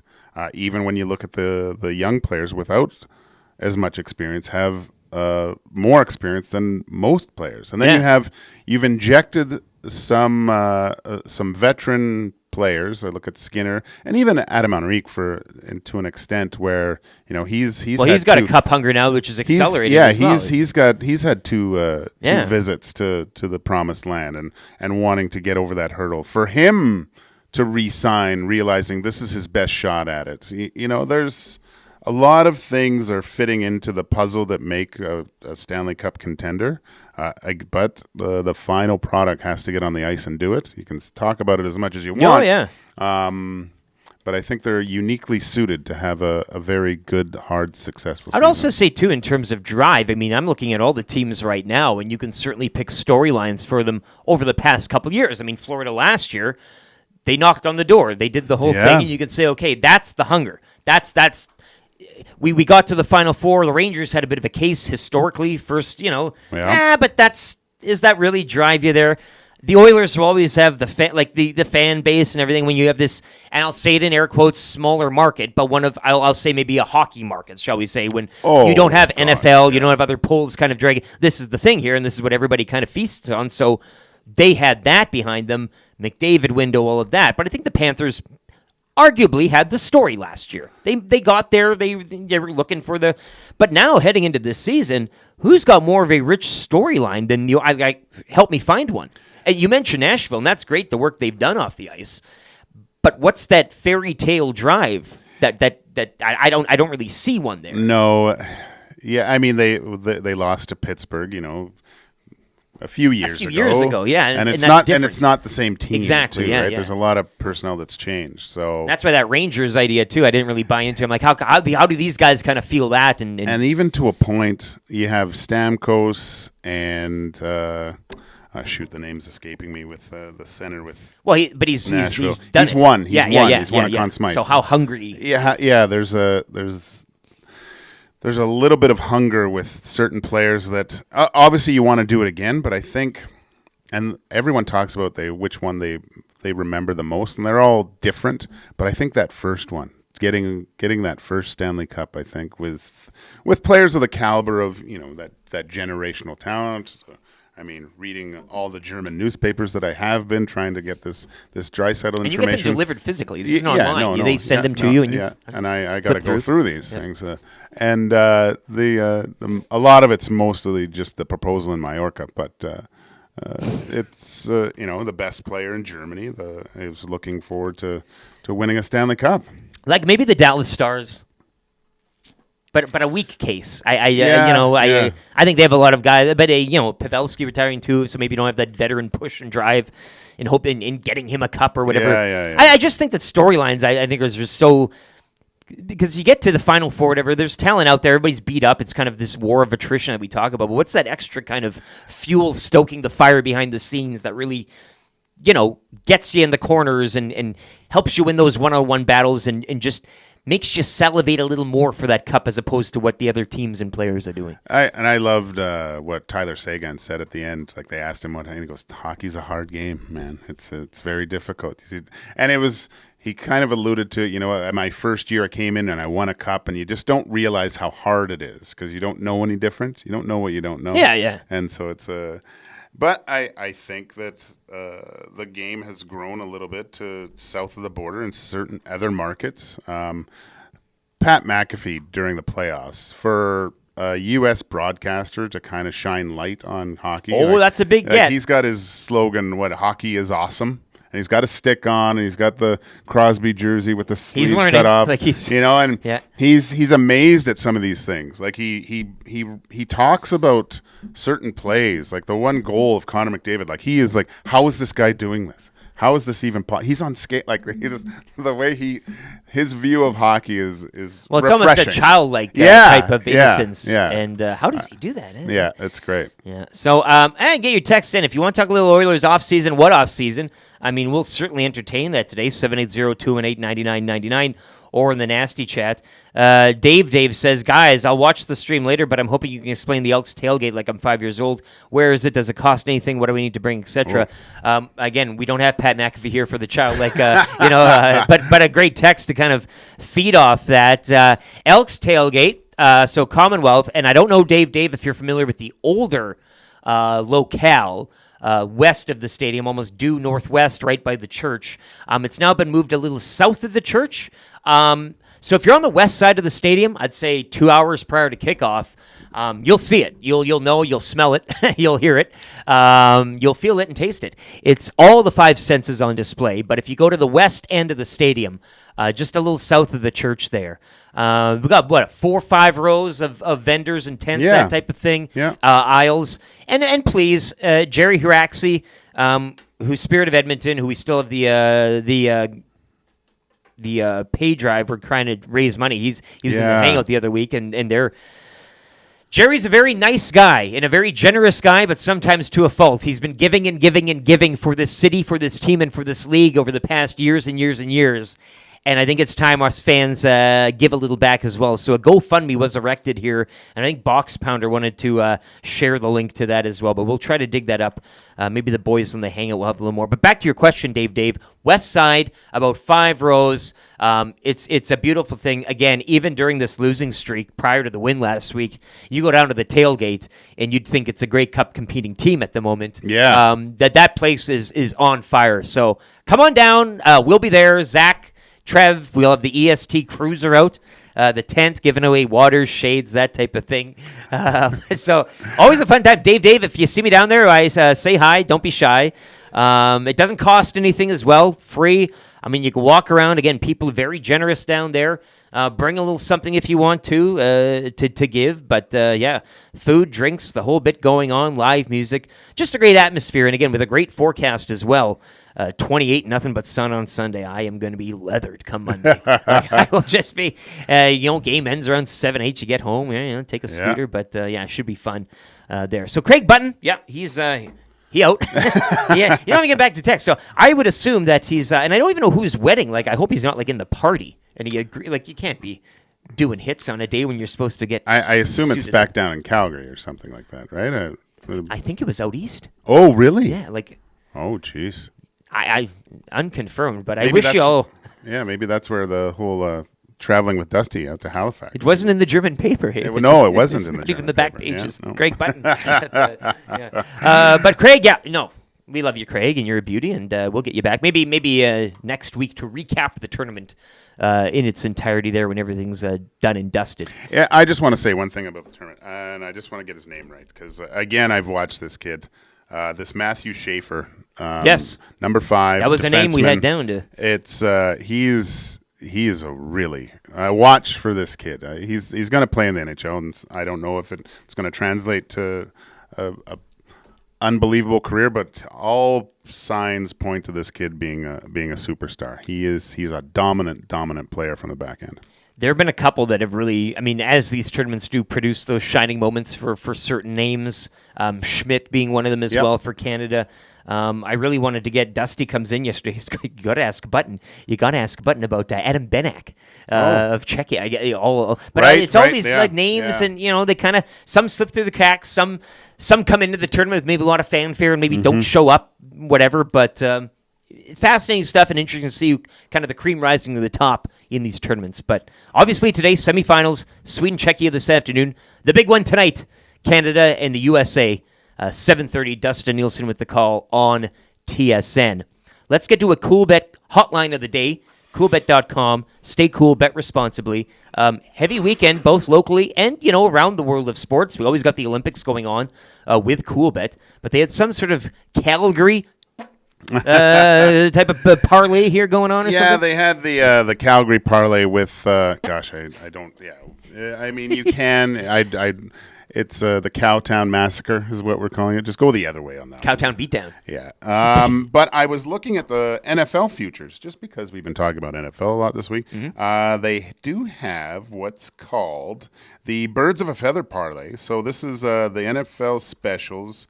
3 teams, NFC North, NFC South, and NFC East, having the Philadelphia Eagles, Atlanta Falcons, Baltimore Ravens, all making the playoffs with, including the wild card, at plus 875. So, Falcons, Ravens, and Eagles. Yes. That's playoffs. So Okay. Birds of a Feather parlay.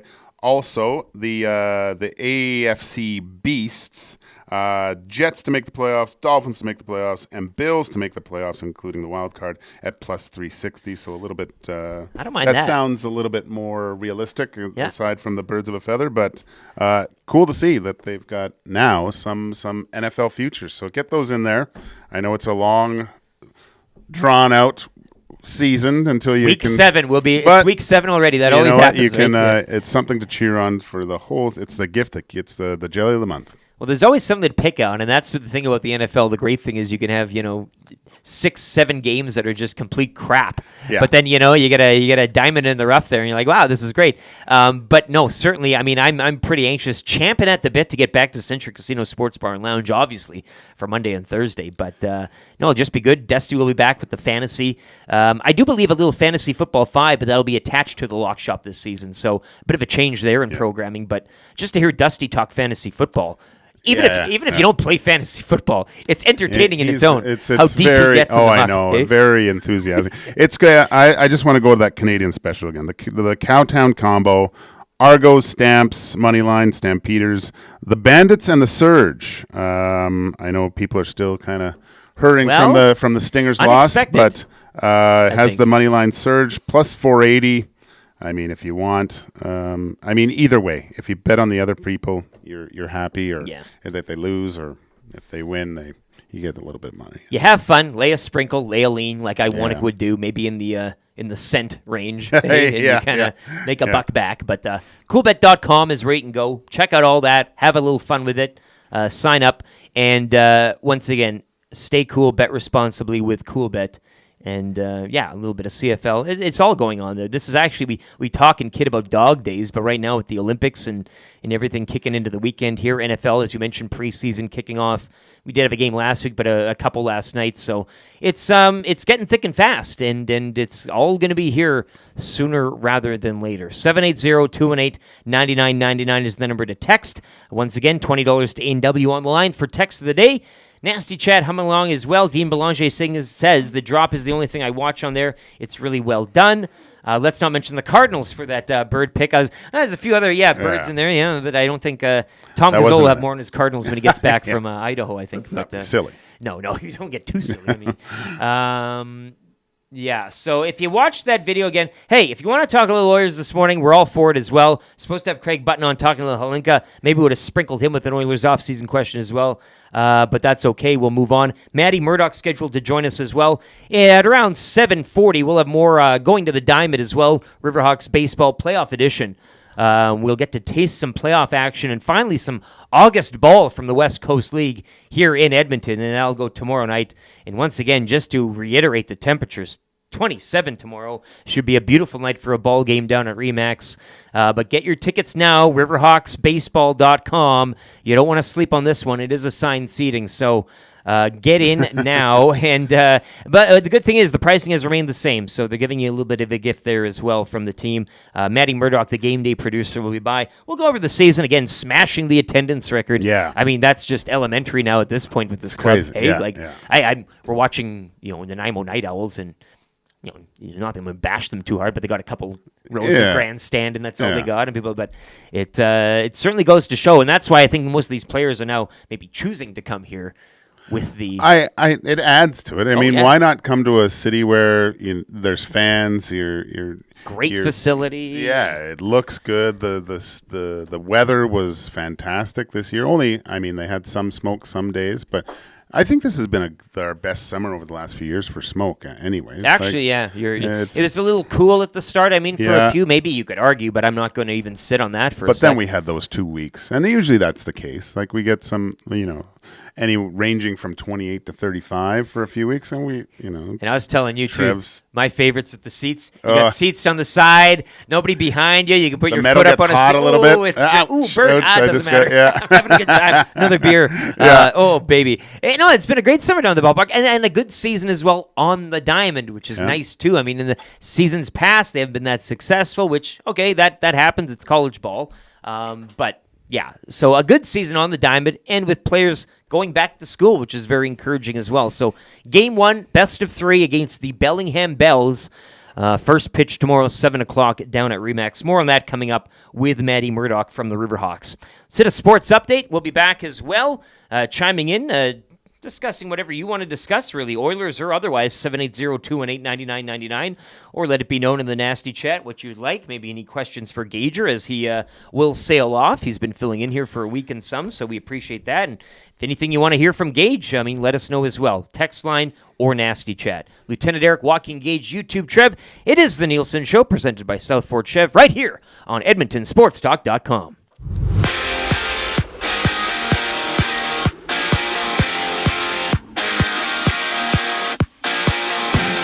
Week 10 in the CFL kicked off with a wet affair down in Ottawa as the Red Blacks and Rough Riders couldn't decide it, ending up in a 22-all tie.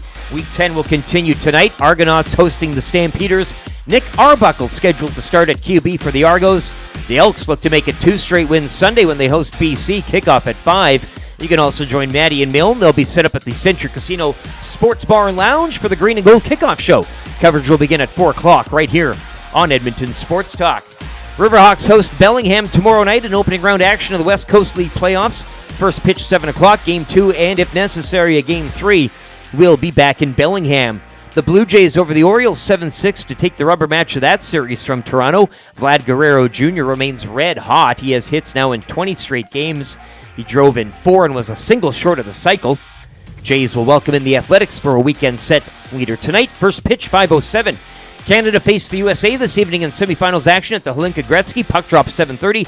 Dustin Neelson with the call on TSN. Sweden will battle Czechia this afternoon in the other semi. Over to Paris, the Canadian women's and men's 4x100-meter relay teams will compete for a podium spot today, while Canada's Katie Vincent and Sloane McKenzie, they wrapped up bronze in the women's doubles 500-meter sprint canoe final. Also later today, Brandy Wilkerson and Melissa Humana Paredes will go for gold against Brazil in women's beach volleyball. Sports update brought to you by the great staff at Park Mazda and dealer principal Mitch Lewicki, where he's always wanted to compete in the beach volleyball discipline.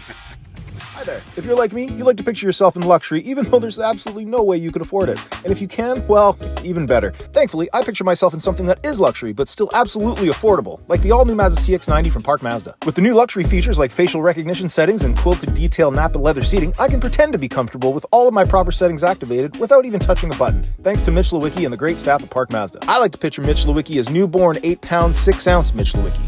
You can picture grown-up Mitch, or teenage Mitch, or bearded Mitch, or whoever you want. Park Mazda, your dealer for life in Sherwood Park off Y Road, parkmazda.ca.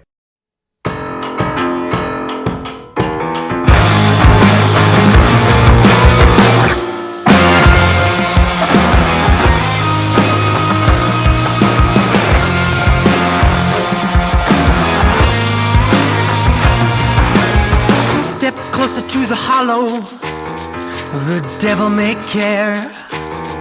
If I showed you around my heart, would you mind if I shared to show you what's wrong with me?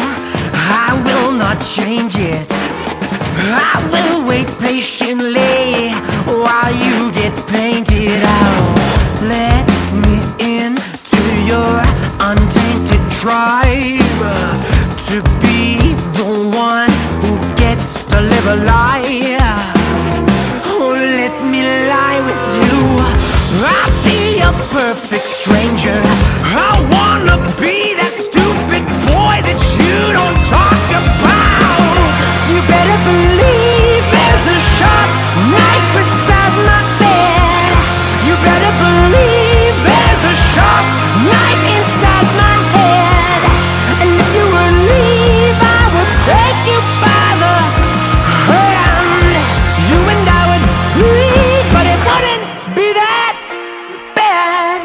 2:32. This is the Nielson Show, EdmontonSportsTalk.com, streaming on the iHeart and TuneIn radio apps. And, of course, on YouTube, that beautiful, nice, wide shot. We're getting everything in. You can see the display here, beautifully set up by Matthew Iwanek last night. 2 caps. Citizen Brewing will be in, courtesy Ben Stick as well. Ben Stick Brewing will be in today. I do believe Cole will be joining us later on in the show, hour number 3. But just beautiful array here. The small glasses, the pint glasses. We got the mic ready to go, a couple of hats, and the beer is getting cold in the EST beer fridge here. Basically, our best employee, I would say, at Edmonton Sports Talk is that little beer fridge that we picked up from Walmart, doing the Lord's work each and every day and keeping us hydrated both in the beer and water categories. Jasmine chimes in the nasty chat. Reminder, women's beach volleyball gold medal game, Canada v. Brazil, 2:30 Mountain today. That will be the final. Yes, we watched the semi yesterday. Riveting stuff. Lieutenant Eric Joaquin Gage, YouTube Trev with you, but we were all glued to the set here in the common area and yelling profanities left, right, and center. I mean, Switzerland had him, right? It was match point in the second set. Pardon my terminology, but they were ready to wrap this puppy up. Well, and my deep dive into beach volleyball yesterday found that the Swiss team hadn't lost up to that point, right? So they were rolling, and then winning and the you had first one shot to win. Yeah, and then it was just nail biting that second set, coming back from a match point, getting it done, and then kind of.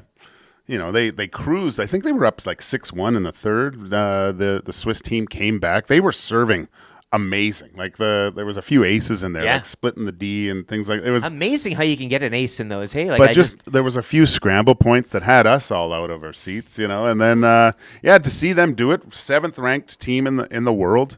Again, another shot at Olympic gold for some Canadian girls. This is great. I mean, it's going to be tough, I guess. Brazil's quite good that they're playing in the finals. I mean, I guess beach volleyball, and you think, and you're like, that's. Again, we go with, Switzerland doesn't have a beach or whatever. I mean, it's 2020 where you can train and stuff, but yeah, I think Brazil is the class act of this discipline. I think so. Yeah. I mean, but to your earlier point too, you're on the stage now. If you lose to the best, getting a silver in that is because you yesterday being this team that getting to the final. I mean, you're here. This is great. Now, what happens today? I mean, and I don't like the memories made at this one. I like that venue. When they pan back and show the Eiffel Tower in the back. I mentioned set up perfectly. It's perfect. So it just adds to it. I think winning gold, beach volleyball, Paris.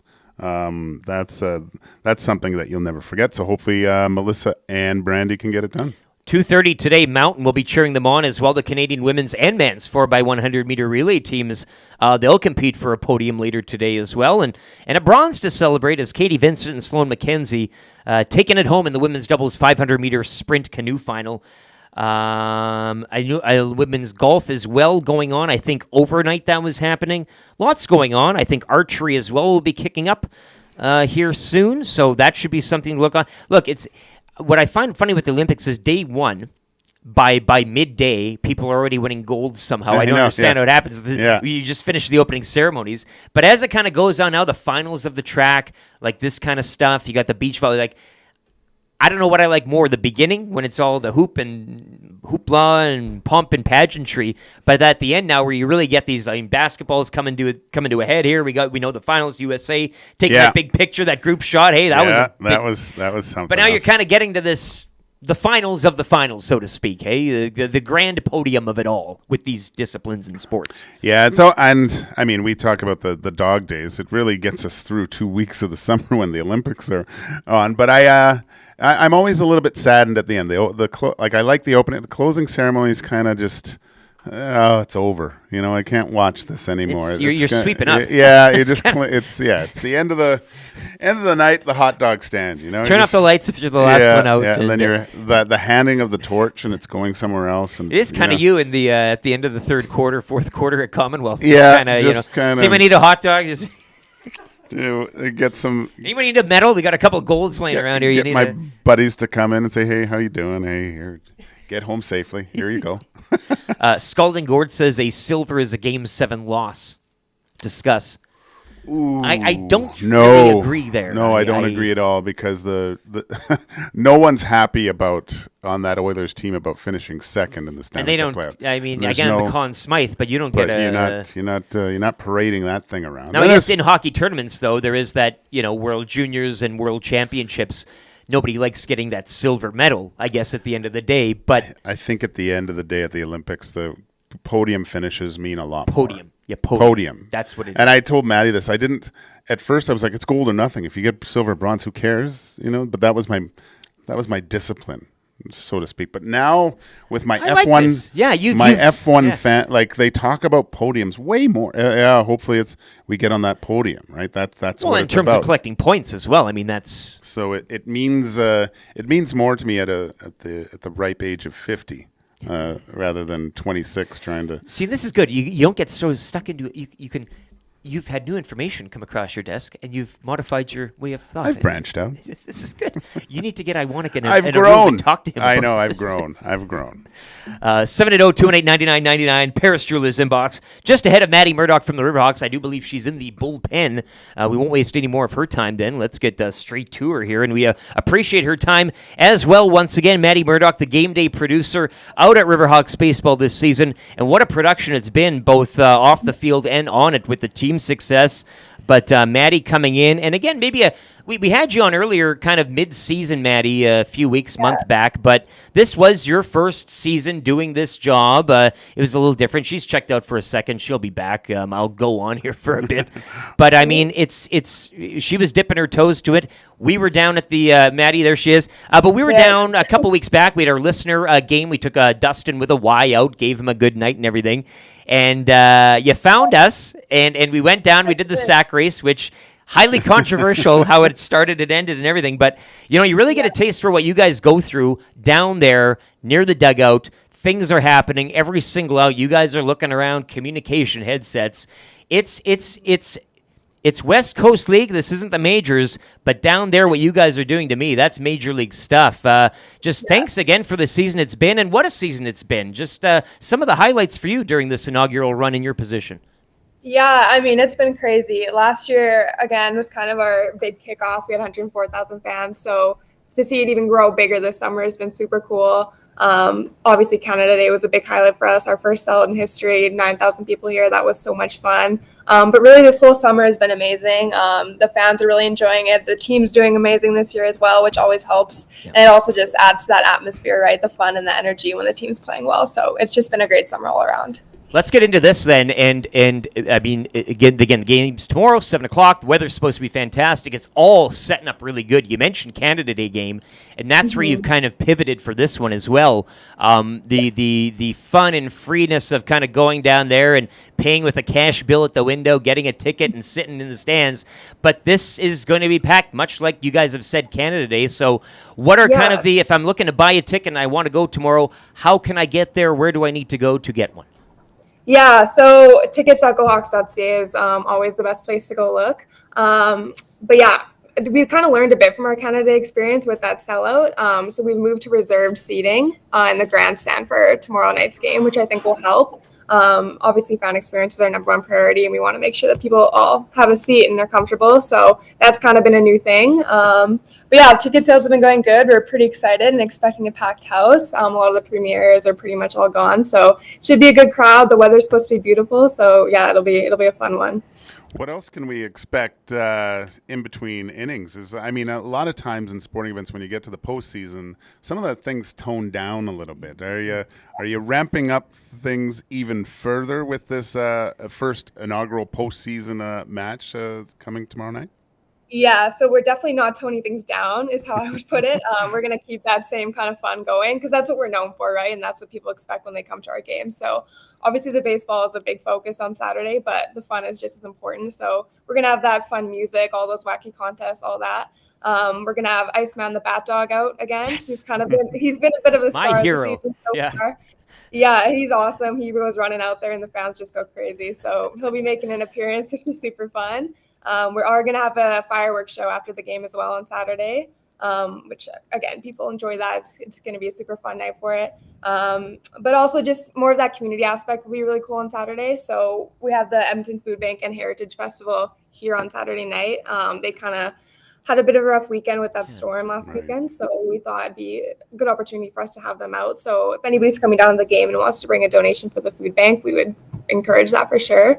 And then, we also have a crew of firefighters from Jasper who are going to be coming out and doing our first pitch. So that's just another cool little aspect of celebrating some people in our community who really deserve some props lately. So it should be a fun night all around. You're touching them all there, and that's great. You mentioned Heritage Fest, and unfortunately, that Monday is their big day, and obviously couldn't do that. But that's good. So bring some food. It's always fun to bring a non-perishable to you're given before the game, and it's kind of that energy, getting that energy going of giving, and the fire. I mean, that's just great stuff. And you mentioned the weather's supposed to be nice. Maddie Murdoch, again, game day producer from the Edmonton Riverhawks. Just wanted to get, again, kind of going back on the season it was, both on and off the field with the success. Was it just, again, smashing another attendance record specifically for you guys and what you do? I mean, that's getting people to come back to the park, whether or not they're winning or losing.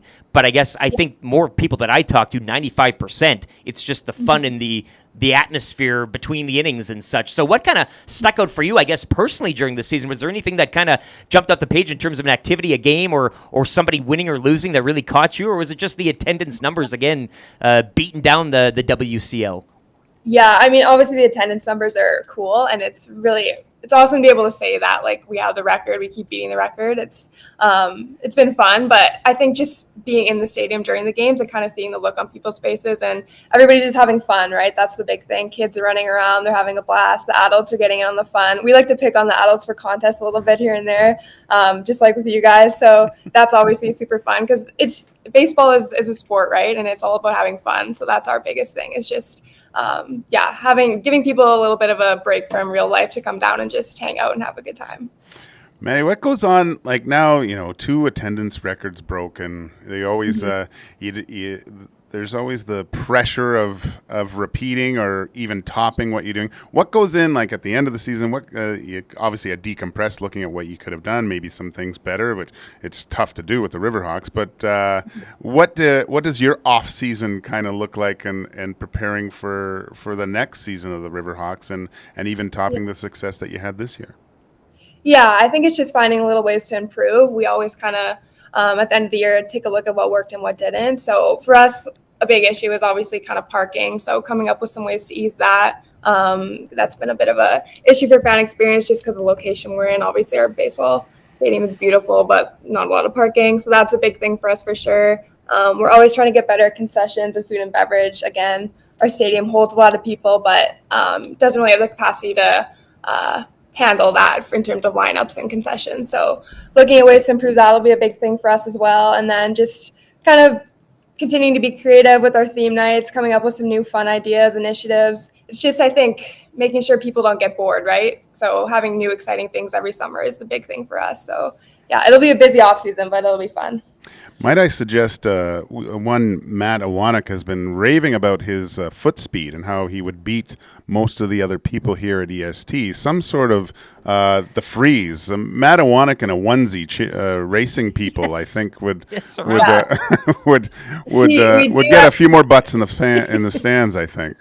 Yeah, we do this thing. It's called the warning tracks race. It's essentially beat the freeze. But our beat the freeze Olaf. So we have a big blow up Olaf suit, and that guy comes ripping out the corner. So that's been fun. That's one of my personal favorites. Whenever that gets going, I staple my butt to the chair and watch it. You don't expect it, right? All these kids are running out there, and all of a sudden this 6'3" Olaf comes ripping around the corner. So that's been fun. That's great. That's great. Maddie Murdoch with us once again, game day producer for Edmonton Riverhawks. And just to reiterate again, because I don't think we can enough, 7 o'clock first pitch. You guys will be opening at 5:30. Again, you're expecting a swell. What can you tell? Is there anything different in terms of if I'm coming down to the game, what would you suggest? I know the parking. I mean, you can't do much about your location there. It is what it is. But we've been going through the season either floating down the river. I don't think you're airdropping anybody in. But what would you suggest in terms of getting, not yet, getting to the game, and what would be in terms of you? I mean, again, gates open at 5:30, but just some advice for people wanting to get down in a comfortable manner. Yeah, I mean, we always encourage walking, scootering, biking. We have a really good biking lockup area there, so that's a big thing for people. They love that. So that for sure, especially if it's a nice summer day. Ride sharing, we have a drop-off zone, Uber, all that is a good option as well. You can come and park as well, but we just encourage if you want to do that to get here as early as possible to ensure you actually can get a spot. So yeah, I would just really push to come early. We'll have lots of entertainment on the field before the game. So if you come early, you're not going to sit there and be bored. So yeah, there's never any harm in getting here early. And you mentioned, too, with the drone action that you guys do, I wouldn't be surprised if next season you're kind of offering a fan win. You can drop them into their seat or whatever. Riverhawks, I'll never say no when it comes to the Riverhawks in terms of new fun ideas there. We'll see. That'd be a good one. Yeah. Also, and I just wanted to get to, like, you mentioned, what was the dog's name again? Was it Ice? Iceman. Iceman.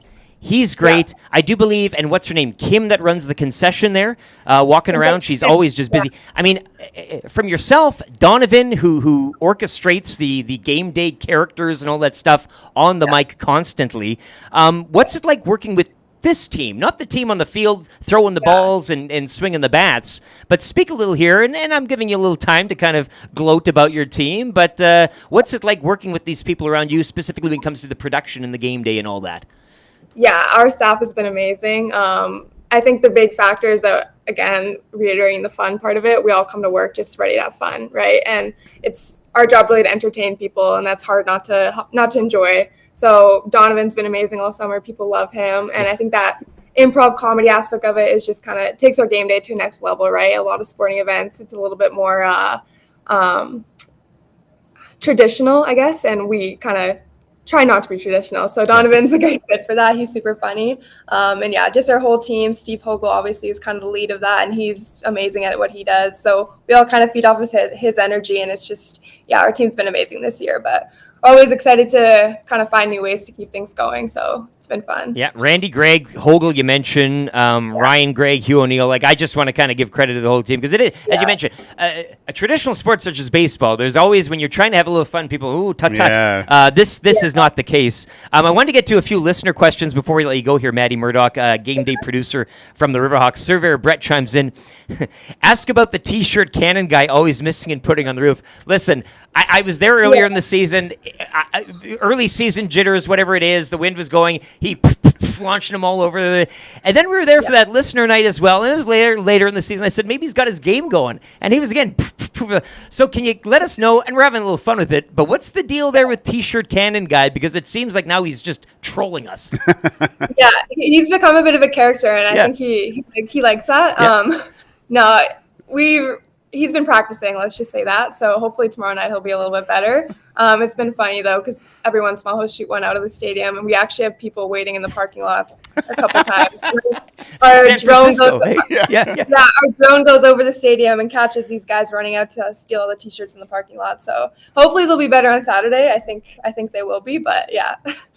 Well, it's playoffs, and again, first playoffs here for the Riverhawks franchise. And once again, GoHawks.ca. You mentioned that's the place to get tickets. Do it now because it's filling up fast.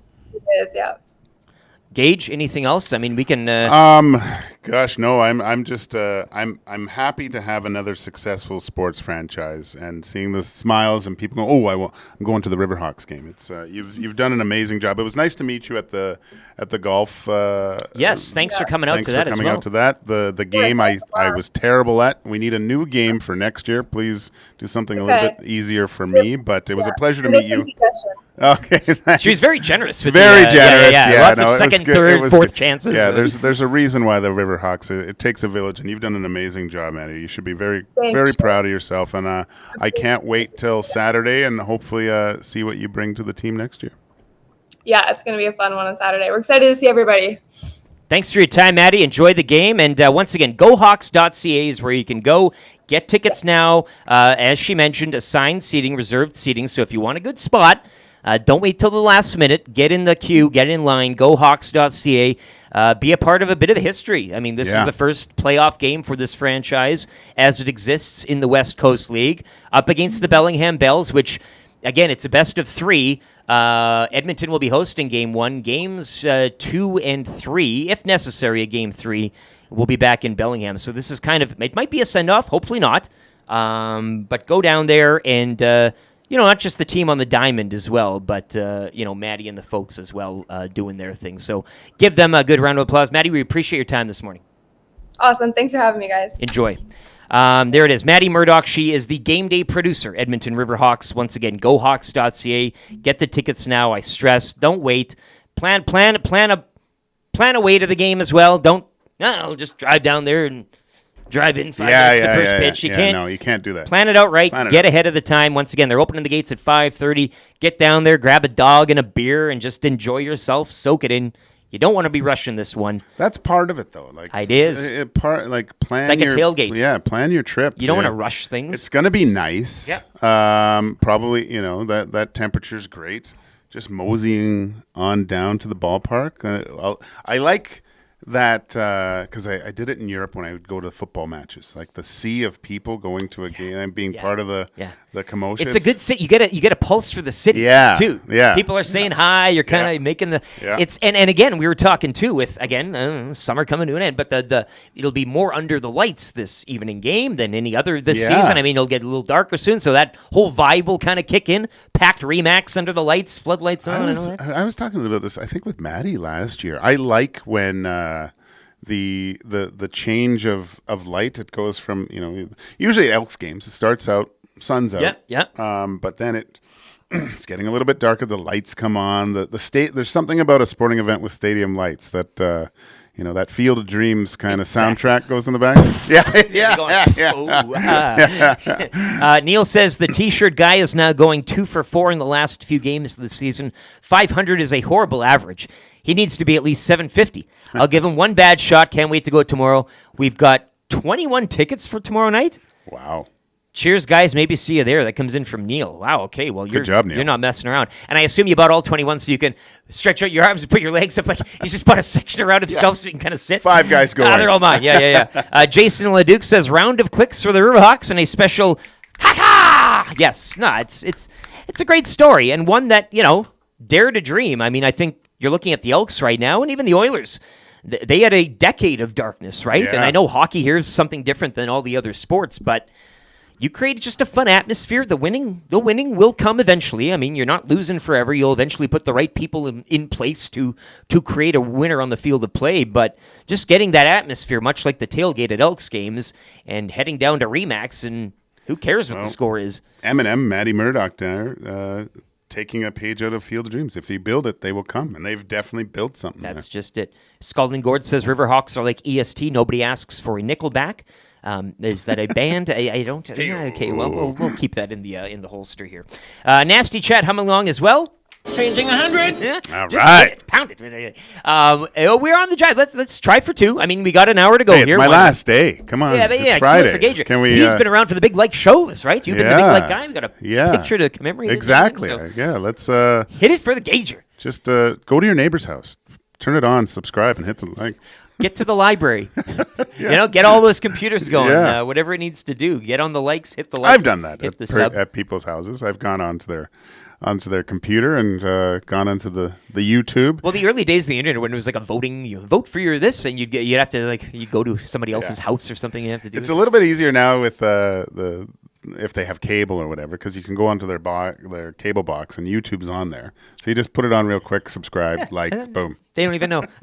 They don't know they're a secret nasty. Yeah. Library Pat says, well job to the Riverhawks, giving opportunity for people to help others with the food bank. And again, coming off Heritage Fest, my favorite festival of the year. Sadly enough, I mean that was when you're doing that on a wire thin budget as it is, I'm sure, and then you get that kind of hitting you. But also proceeds to the food bank, which is nice there. So bring a perishable food item or non-perishable food item.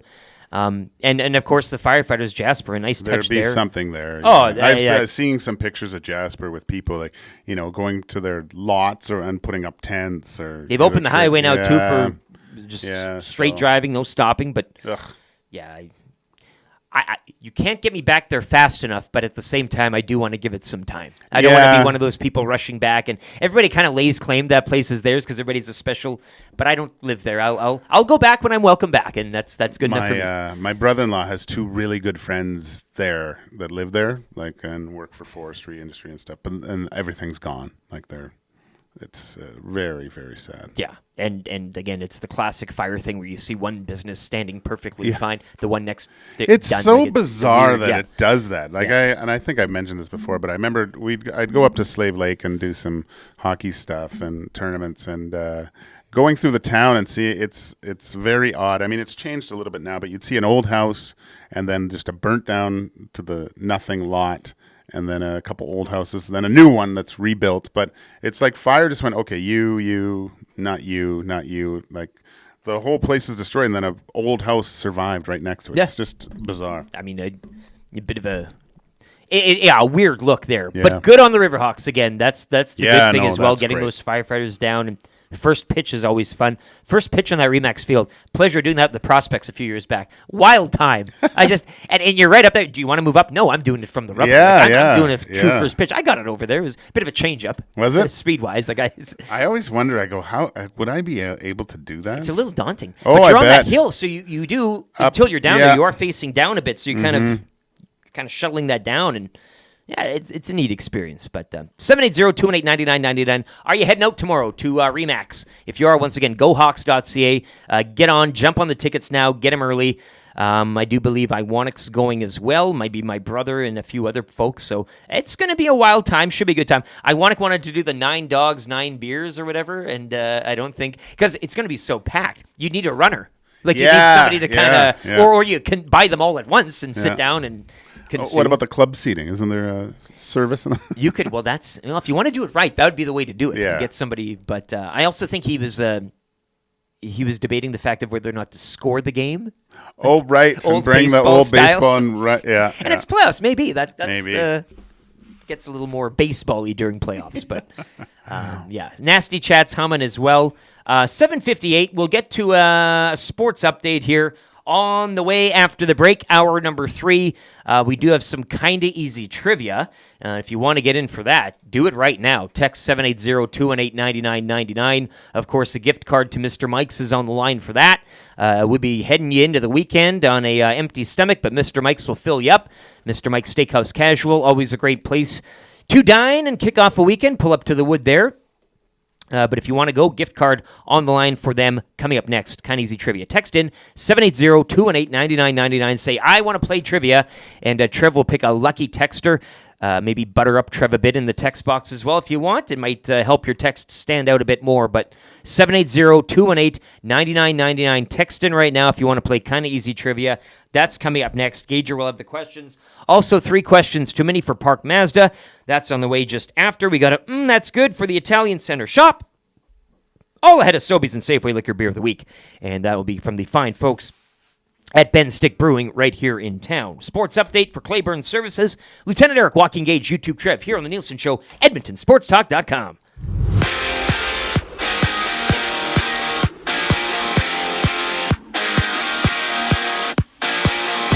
Week 10 in the CFL kicking off from Ottawa as the Red Blacks and Rough Riders playing to a 22-all tie.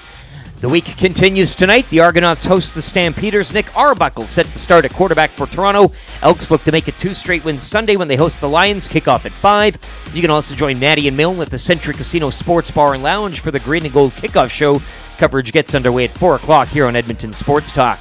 The Edmonton Riverhawks host the Bellingham Bells tomorrow night. Game 1 of a best-of-3 opening round action of the West Coast League playoffs. First pitch 7 o'clock. Gates at 5:30. Blue Jays clipping the Orioles 7-6, taking the rubber match of that series. Jays welcome in the Athletics tonight for a weekend set. First pitch, 5:07. Canada face off against the States tonight in semifinals action at the Hlinka Gretzky Tournament. Puck drop 7:30. Dustin Neelson with the call on TSN. Sweden take on Czechia later this afternoon in the other semi. Over to Paris later this afternoon, Brandy Wilkerson and Melissa Humana Paredes. They'll go for gold against Brazil in women's beach volleyball. Scheduled start time 2:30. Earlier today, Katie Vincent and Sloan McKenzie claiming bronze in the women's doubles 500-meter sprint canoe final. And also later today, the Canadian women's and men's 4x100-meter relay teams will compete for a podium spot at the Paris Games. Take your career to the next level with Clayburn Services. They're hiring all positions, including journeyman bricklayers and apprentices of all levels. Take advantage of their outstanding mentorship program and work with peace of mind knowing they are an industry leader in safety. For more, check out www.clayburnservices.com or make it easy. Call Jeff, 780-910-6728.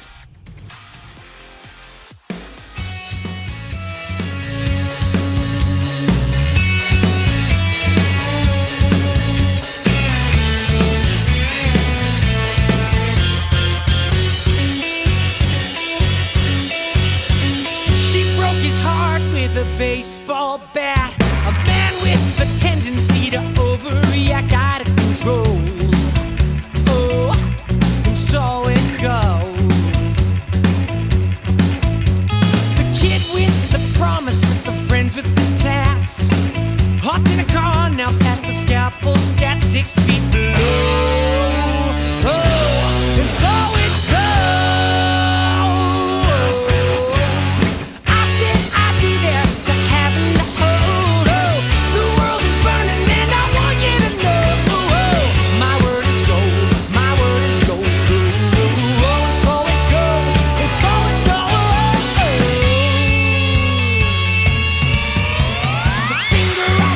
8:03, a little Whale and the Wolf for you. Edmonton Sports Talk House Band. Whale and the Wolf boys, a few babies in the band now, taking a bit of a summer reprieve, as is necessary at certain times.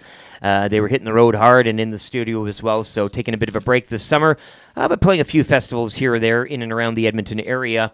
You are with Lieutenant Eric Joaquin Gage in for Dustin Neelson, of course, and he's been, again, we had our conches earlier today, but thank you so much for your time coming in here and duking it out with myself, Jason Milne, and various other guests and people, and again, it's people watching, you guys come in, you drink beer and you talk, it's easy. Getting a routine and everything, it's tough to kind of, No, it's thank you for that. It's nerve-wracking a little bit because you wanna sound semi-intelligent. I think We're trying, and not be like a total moron. I think I've told this story of when I first started coming on and making all the notes and things, and I asked Dusty what we're talking about, and he would say, "Okay, this," and then proceed to not talk about anything that he told me we were going to. And then I'm okay, well, then he would ask me a question, and I go, "Oh gosh, am I gonna?" Doing some research, and I liked my total enjoyment of this week is kind of looking, off season, is the kind of researching into NFL, a little bit more CFL. I find part of it's the Dusty push and you as well, just your love of the riders and stuff. But listening to him call games, learning some more players, the ins and outs of the CFL, and now you get excited for NFL season starting up. But I always loved this type of year because the preseason starting in the NFL, and then you're comparing kind of the two games, and you realize, wow, the CFL is a really good product, but a different one, in a different way. That's what I think too. You just get the NFL rules. Well, now you'll be boring of the same. At least this is it's like having a Coke and then a root beer. So you get a different bit of a taste. Still drinking the pop, but it's a bit different, which is nice. And I like you being a flexible sports fan. I think that's a good lesson for some people. You get so into your niche nowadays, and you can with social media. I can follow whatever teams and just that, and I can have it locked on. But certainly during spring and fall, and Iwanek and I always talk about this, the changes of the sports season, when you're in that middle ground and everything's overlapping, it can be a beautiful thing. I mean, look, my main sports that I kind of watch, obviously I watch a lot of hockey, but F1 is kind of my guilty passion. To be in here on the summer break of that was like, I would have just inundated everybody with what's going on. We had to watch a few qualities and practices. But we had the Olympics too. Well, even if you signed up for Beach Volleyball Plus, I think you've got the channel now. You're paying $100 a month. It makes me sound a little creepy, but I mean, we had it on, but I think you really... You see the athleticism and how good these girls actually are. Like, if anyone's played any sports in sand, like, you'd be done after 5 minutes. Well, the heat. Sand and the heat. Jumping, digging, like, it was... I commend these girls. I can't wait. I can't wait for that match. I just like watching you watch sports because at your age, no offense, but it's nice for you to get drawn in. And we go back to that childhood. Oh, look, this is something that I don't really understand. But boy, I'm going to learn more. This is exciting. I get drawn in. I don't care what. When I was in Scotland, when I was in Scotland, lawn bowling. Dude, and it was all in a little like arena with all blue hair. Like everyone, I think the average age was at least 80. And these old Scots rolling that ball, and there's all those. Everyone sees that one really good shot. That was a weekly occurrence where these guys were bowling it right into the button there. Yeah. And you just get snooker, another sport. Snooker, it's crazy. Grew up with a guy that was a Saskatchewan lawn bowling. He's the best in the province. Really? And he goes to the club. Yeah. It's all this whole big thing that you just don't know. I mean, exists. in Vancouver, there was outdoor lawn bowling clubs that you go, what are you guys doing? But I don't, it doesn't matter what sport. I get drawn into it and start cheering and for some weird reason. It's just nice. It's a nice lesson to not be so, tied down to your things. 8:07. We got somebody online, kind of easy trivia as well. Hey, you wrangled Scuba Steve. Scuba Steve. Scuba Steve's Boy, oh gonna give it boy. a go. A vet in the game. Scuba Steve joins us. He knows what we're playing for here, but if you don't, I'll kindly reiterate. It is Mr. Mike's kind of easy trivia. Steakhouse Casual, Mr. Mike's, the casualest place ever. Hampton Inn, corner of 137th Ave and Mark Messier Trail. Situated kind of, the Hampton Inn. You kind of go into that hotel bar. You feel like you're on a vacation. I like going there because you just kind of feel like you're out and about and pull up to the wood there. Great staff there as well. You can kind of kill an afternoon easily and then fill your face with a nice meal. But playing for a GC from Mr. Mike's. Scuba Steve, how you doing today, man? Pretty good. How about yourself? Can't complain. You know how this goes. I believe you have an outstanding record as is. Gager will be asking the questions. Trev will start the ticker after he reads the first one. You need 3 out of 5. Good luck, my man. Okay. All right, Steve, I like your chances in this one. Question number 1. What Oilers defenseman officially announced his retirement yesterday? Clefbaum. What signing is more impressive this offseason? Jeff Skinner or Reed Wilkins? Reed Wilkins. Who do the Elks play this Sunday? BC Lions. Melissa Humana Paradis and Brandy Wilkerson play what beach sport? Volleyball. And what is your name? My name? Scuba Steve. All right, he got it. 5 for 5. And Sergio Ramos gets a nipple erection. Oh, is that dirty? This is not just a dream, it's a wet dream of orgasmic proportions. Oh, is that dirty? Frustration sets in and the emotion goes out, and then you just start playing by yourself. Oh, is that dirty? You cannot come to my house. No, not today. You cannot come to my house. No, not today. A podium placement, gold for Scuba Steve this morning. He would have. Yeah, it was. If he didn't go with scuba, he would have got that wrong too. So no, that's very astute there, and he a bit of a knuckleball near the end. What is? I was like, did we miss? Did I not say his name? I had looking at these questions before, and I was looking for a fifth one, and the defenseman, I don't know if he heard it or not. Obviously, a regular listener. Yep. The signing, I mean, that's an easy one. Well, I think it's I'm playing it a little bit, but it is Reed. Let's face it. Yeah. Skinner was. I mean, Elks kind of. If you're not too much, but we've talked about it a lot. I'm saying it in sports update. Beach sport with the girls. We've mentioned them a lot today, and I mean the you had one ear open. Yeah. So it wasn't. I mean, it's Friday, right? Nothing better than going to Mr. Mike's on a Friday. And we're feeling the vibes both in the Paris Jewelers inbox and the Nasty Chat. I know Big Maple and Surveyor Brett were going back and forth on Riverhawks discussion here. Surveyor Brett, the fact that they allow players to have fun and interact before, during, and after the games is huge. If you are near the dugout for the Riverhawks, it's getting a little nasty down there. Like, kid, give me a ball. And the players will turn around and smack talk the kids. And it's pretty funny. Donovan's in the mix down there, too. So it's kind of it's a funny little atmosphere down by the dugout. But the players certainly very interactive. And I'm sure you're kind of thinking about these guys. And the West Coast League have graduated Shane Biebers, a lot of guys to the major leagues. Yeah, there was a couple draft picks. But I wonder, I'm looking at all these guys and the fun they do with the Riverhawks, what will their memories be of Edmonton and during this time? Because that's got to be whatever they go on and do, whether it's playing, minor league and you're toiling around Toledo or whatever.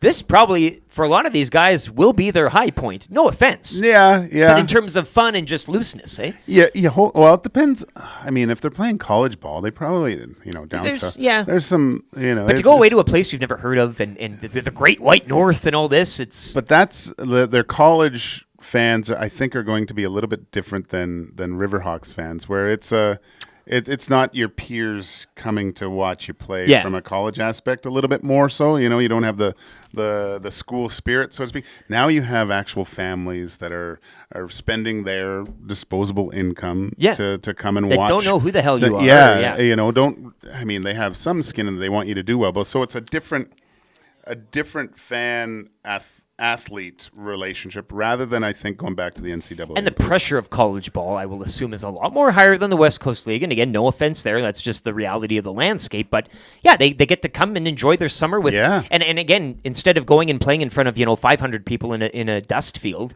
this is pretty cool. I would wager. X-Ray J chiming in. Of course, we all know him from the Nasty Bash. If you don't, you missed out there. He's going. He's taking his kids to the game, looks like. So, love you there, X-Ray J. Big Maple says, my nephew's on a roll right now. He got the call to play for Team Alberta for their championship next weekend. Yada, yada. He says, Coach Lanferman from Riverhawks, huge inspiration to him when he played for the Gulls in Sylvan. So, nice. Yeah, I mean, the baseball community is tight, and a lot of people move around, but nice to hear and see these stories. So, get them in if you have any more. I also suggested that if we didn't have Smash Smash as an EST mascot, I mean, I'd go straight to X-Ray J. He is. I think Jasmine said he is a vibe with a lot of parentheses around that. So I would have to agree there. If ever an LTR situation, I don't know. Yeah, okay, X-Ray J. So if ever Smash Smash needs to get the long term, X-Ray J is ready to play. Also, Dicky Sparks asks, are you guys doing more Pit Stop Pals second half? Could start your own Gage on the pit wall, maybe. Yeah, no, I mean, Dusty's he's a busy boy. Inky Breaky is also taking a bit of a hiatus. Yeah, I've thought about it, maybe just and doing it myself. I have to ask Dusty.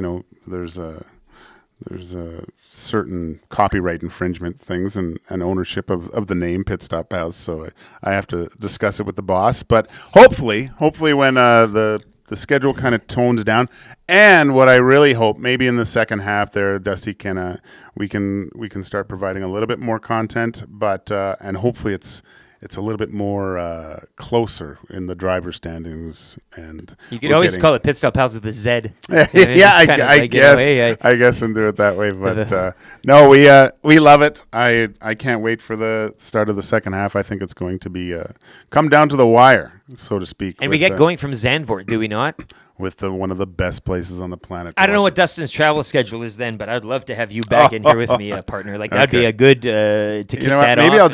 Maybe I'll just come in and we'll watch some. Pull a Troy. Just get in here and drink. Yeah, I'll come in on a Friday. I'll book it off. I'll book it off. Mike Funk in the Nasty Chat, YouTube, got myself 4 tickets to the game tomorrow. General admission only left. From what I can see, filling fast. Hurry up, boys, if you want to go. And X-Ray J reiterates, still tickets to be had. $10.99 kids, $29.99, $20.99 for adults. So, yeah, great price. And again, but get in there. Don't wait. Don't be one of those people, I'll do it tomorrow, and then you complain when it's on. No, do it now. Get yourself make a plan in terms of getting down there and everything, and you should have a great time. Well, get out there and see if you can catch a shirt, too. Who knows? Even if you can't go. It's like Giants games when they're all at McCovey Cove, right? Like, I want throngs of people on their bikes in the bike area there, just kind of wait for a shirt. Sit in a blow-up floaty. Just sit there and wait. They got the community garden back there and everything. I like that. I don't mind that at all. Somebody sitting out there in a paddle, in an actual canoe. Yeah, life jacket, life jacket and wait. Right? Maybe a huge fishing net. Too much. I don't know. It's so funny, but it's the visual of it. Make it happen. Yeah, somebody's got to show up like that. 3 questions too many. Brought to you by the great staff at Park Mazda right now. Mitch Lewicki, where he's taken up the challenge and will show up in a canoe outside of Remax tomorrow night with a net and paddles and everything. Park Mazda, your dealer for life. Once again, we love Mitch and the outstanding staff out Sherwood Park. Park Mazda. You can check them out online, parkmazda.ca as well. Gentlemen, where can we follow you on the socials, Joaquin Gage? Joaquin Gage 31 on the I'm going to say Twitter because my Musk rant this morning already. Joaquin Gage on Instagram or my company's website www.k4financial.ca. Letter K, number 4. Our summer 15% discount on plans still applies. Is this like your financial season too, where you're kind of ramping up to get into the second season? Yeah, or it's quarters? a lot of people are, usually summer in the financial planning is quite slow just because everyone's away, and then school starts, the routine begins with a lot of people. Yep. Come fall, school, everything, and everyone wants to get their affairs in order, especially when, holiday season comes, planning, those sorts of things. You want to get it out of the way, exactly. so you can get into all the good stuff there. All those kind of tax planning in advance of the start of the new year is always beneficial too. Trev, what can we expect? Now, you said you're going Just, back home this weekend. Where can we follow you and all the photographic and video evidence of the trip? Yeah, it's going to be cool. So you're definitely going to want to see this. And just a quick update on the race of the century. Jason Milne, good old glue guy. He's at 816 followers. Yesterday, I was behind by like 110. And now it's 100. 100. So I'm coming for you, Jason. Clipping down the 100. Give him a follow. And what's it at? So if you want to keep in tabs with what I'm doing, you can follow me at YouTube_Trev. And once again, give him the follow. He's pursuing Jason Milne. Jason at 816. Trevor right now, as it stands, 716. So, again, we're trying to get the subs up here on the YouTube channel. We're in the pursuit of 10K, which we will get. We're coming for you, 10,000. Sleep with one eye open. But I'm really intrigued with this race as well. You kind of got Formula One and IndyCar back. Like, you kind of got dual screens there and I'm following. But when do you think you're going to catch him? By Labor Day, we should say? Through the month, because his show starts. He'll be able to come on air every day and say, "Ooh, good." But yeah, it's going to be close. Here. Like, I need a... I've got a lot of ground here, so if I can catch up to him in the next, maybe 2 weeks, I don't think that's out of the question. I think you have a unique opportunity to provide some corn updates this week. Yeah, exactly. That too. You know what? That too. I mean, take some of his farming, following, and just provide updates on the Tabor corn. Yep. You know, maybe an in-depth look, a GoPro running through the corn. That would be awesome. That could be really good. Amishman19 says, Glue Guy hearing footsteps. And Big Maple says, Trev, I will always remind you that if you aren't following me by the time you hit 1,000, I will make you $9.99. Okay. So I think Big Maple's basically saying the follow is there if you want it, but you'll have to go out and give him one to I think I can do that. Yeah. I mean, that's worth it. Yeah, that's following Big Maple is worth a follow for you. No, this is a lot of fun. But I got a lot of ground to cover here. But when the show launches with Glue Guy and Reed, then it's oh gosh, that's going to be very entertaining. He's going to get the Reed bump. Yeah, he is. Yeah, but you got the Dusty like this. I got the So it's going to be interesting to see. I really want you to drive hard this August. That's make hay while the sun is up, man. Because once again, 3 to 6 starting this fall in September. It'll be Reed and Glue Guy, Jason Milne, Reed Wilkins show with Jason Milne beginning this September. A great way to kick off the 1-year anniversary Edmonton Sport. Been a long time. I mean, this time last year too. Tommy and I are putting up soundproofing and Iwonics, running cables and wires. We're doing all this. It was something else, like to kind of get this thing all humming and going. But to kind of see where it's gotten, and we've now done the full year of sports, the full, as we say, the calendar. We've kind of done it all. Feels good, and it feels good to kind of have another show, that afternoon drive show. Joining the force? I mean, that was the question when I meet people out in the wild. Is the biggest question what's going to happen? Where's that afternoon slot going in?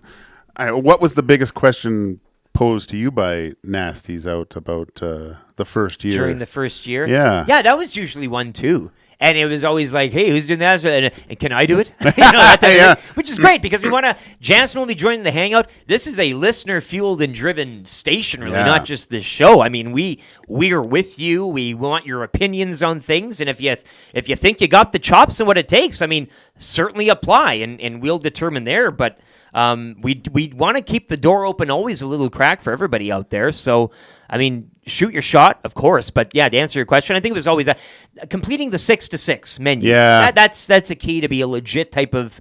Again, we're always saying it's not a podcast; it is an online station. We're live, but to have that 6 to 6 uniform, I think that's going to be nice to just have a nice flow. Yeah, I'll fit in there at some point that 9 to midnight, the after hours with the goalie. I don't mind that. Right. Yeah. Well, names for that show right now, 780-218-9999. Come hard after that text of the day. Yeah. 3 questions too many once again. Park Mazda, but let's just dive right into this. We got That's Good coming up, and a Sobeys and Safeway Liquor Beer of the Week. Ben Stick Brewing will be in. Very excited for this. A nice display this morning. We're going to be sampling 4 brews, I do believe, from Citizens, so we'll wait on that. But question number 1, boys. Who or what will stand out most in the Elks-Lions game on Sunday? Who or what? So I know the easy, Trey Ford, and he might. He should. it's the home game now. He did it on the road. He'll have the fan backing. Nice day. People have been wanting this for a long time. The billboards are erected. I mean, we should be hearing chants of Trey prior to him donning the field. But certainly Jake Dolagala will be a storyline as well, filling in for Verdon Adams Jr. I mean, he ain't VA. Big play VA. It's not big play JD. So Dolagala might be one. Anybody else or anything else? I said who or what. Maybe it's the power of you donning the tailgate again and cooking up the wieners and that sort of thing. But what are you looking forward to on that Sunday? I'm just looking at the last. I think just another fully. We talked about it before. The full complete game from both sides of the ball. Yeah, and defense closed them out too. Yeah, Riders put up some points. But they closed them out when they. That's the biggest thing because that was the leaky faucet in those walk-offs. Was just the defense just couldn't. They had the opportunity was there to make that stop, and you saw that against the Riders, right? They were able to get them out and off the field. And so I think that. Just with the momentum, feeling good, the change of quarterback, coming back home, getting that first win, I think it lines up. And with the BC Lions not having one of their stars in the lineup. It's a huge scheduling gift right there if you can take advantage of it. And I think Rankin as well, filling in at running back for Kevin Brown. He busted off a couple. Javon Leake, I mean, you've seen all the speed from him. You got guys down NFL way who cover those big, bad, exciting athletic teams saying, boy, look at this, faster than some NFL players. So I don't know if you can replicate the week Javon Leake had down in Regina last, but certainly he'll be an issue and one to watch for that Lions defense because now, just with the option of Trey Ford in there, you really don't know who will be running the ball and where he'll be going. It keeps the ends honest, and you can kind of do a lot of things there. Again, the tailgate, the vibes were buzzing when this team had no wins. Now they have one, and in great fashion. And I think now you're looking at, coming home, the buzz. Yeah. I mean, I'm excited for that tailgate buzz. That's going to be... Yeah. That's going to be good. I'm donning the chef's shirt to so you'll see me. Michelin? Yeah. Michelin? The Michelin. EEN. with a couple stars on there. Kyle Liam Balmer says LTE will be the most noticeable at the tailgate. I don't wear Elks gear, so it is a bit of a where's Waldo type of thing. But no, I'll be down there, and I'll be ready to go. Don't kid yourself. Elks will be on the road. I mean, again, get them in as thick and fast as you can because the season, home games at least. I mean, there's all kind of bowl games as the season trucks along. Trev, tailgate for you, obviously, going there and handing out shades of Zacticum is your answer. Yeah, that's the obvious answer for me. I can't wait for it. It's always a grand old time. It would be nice for this time because I know Zach was like, hey, is it okay if I go wander? And then he was gone. Mr. Corporate last game. He had his nice button up. He was in the... Yeah. Is he going to let loose this game? Well, yeah, I hope so. But I want to go check out the tailgate because I've kind of been, just... We'll go for a walk. Yeah. So I'm going to go for a walk, and that'll be fun to see because... Zach, he came back, and he's like, wow, I had no idea how massive it is. It just keeps going, and they're just everyone's saying, Zach, 20 pounds Zach. heavier with food and 6 beers in. Yeah, so he's like a rock star out there. So I want a little bit of that. It'll be fun to do a quick little walk around, and that's awesome. I love it, and it's just I talked about it on the Hangout. It'll be cool to see. I imagine that there is going to be more fans. The hype train's real. This is what they wanted. Yeah, this is what they wanted. Yeah. You asked, and they listened. Trey's in, and it'll be cool to see. I'm looking forward to that. Tailgate, Scott Thompson, Nasty Chat. It is the west side, just a little south of the church there. They have moved it a little more south, so southwest, I guess, of the stadium, but certainly on the west side of it all. And once again, once you get on that side, you'll see it, you smell it, you'll taste it, you'll hear it, the whole bit. See you down there. Question number 2, favorite season? Oh, Straight up. We get them all here, which is nice. I really love living in the Canadian climate, shall we say, where you get to experience the leaves, the dust of spring, the cold, obviously, but the heat, as we'll be having it again here in a major dose. But I have to say probably late fall, right after late fall. After Halloween. That's it's really cooking there. It's dark. I know it's getting dark and stuff, but there's a lot of things to look forward to. Your yard is done. Yeah, you've packed it all in. No more of that crap. And Christmas is around the corner. Hockey is off to a start, and there's lots of storylines of who and who isn't making the playoffs. It just reminds me of a simpler time with my kids and stuff at the school. They're getting all. As a parent, that's a different. It rings so a little. It's kind of like my New Year's all the time. Like I never looked at actual January 1 as the start of the new year. It was always September. Middle of September, that was my on the Gage calendar. Well, because hockey started, I was usually off to camp somewhere, right? And so I got older. Hockey started. Kids were going to school, so that's it's just everything's fresh and starting to. That's true. You get that new outfit. Yeah. The new erasers and pencils and. Oh yeah. Buying all those school supplies with the NBA teams and stuff on them back then in the day, and like getting rulers and it's just. Trev, what do you? That's a great question. Oh, this makes me. Oh, You're I love thinking it. on this Yeah, one. I love this, and you can go, I'm with. As you said, late fall. You can go into the season also expand it early Specifics. spring. Late, Yeah, so I am going to go early fall. I'm going early fall, but just fall in general. You can't go wrong. And just growing up in the mountains, whenever I'd go to Waterton, and it's just beautiful. It is so beautiful. Seeing the leaves, just all the colors. It's just I love it. And then not only that, obviously I fished a lot back home. The spring runoff, the water's usually pretty murky and whatnot, but come fall time, it's just crystal clear. Yeah. It's just crystal clear. So when I'm fly fishing, the second I drop a dry fly on the creek, you just see like the rainbow trout. That's primarily what you get in the Pincher Creek, and it was like a 2-minute walk. That's what we got to do. Trev. We need to. We need to. A little fishing trip. I would love that. That would actually be so I'll cool. supply the food. I think that would be.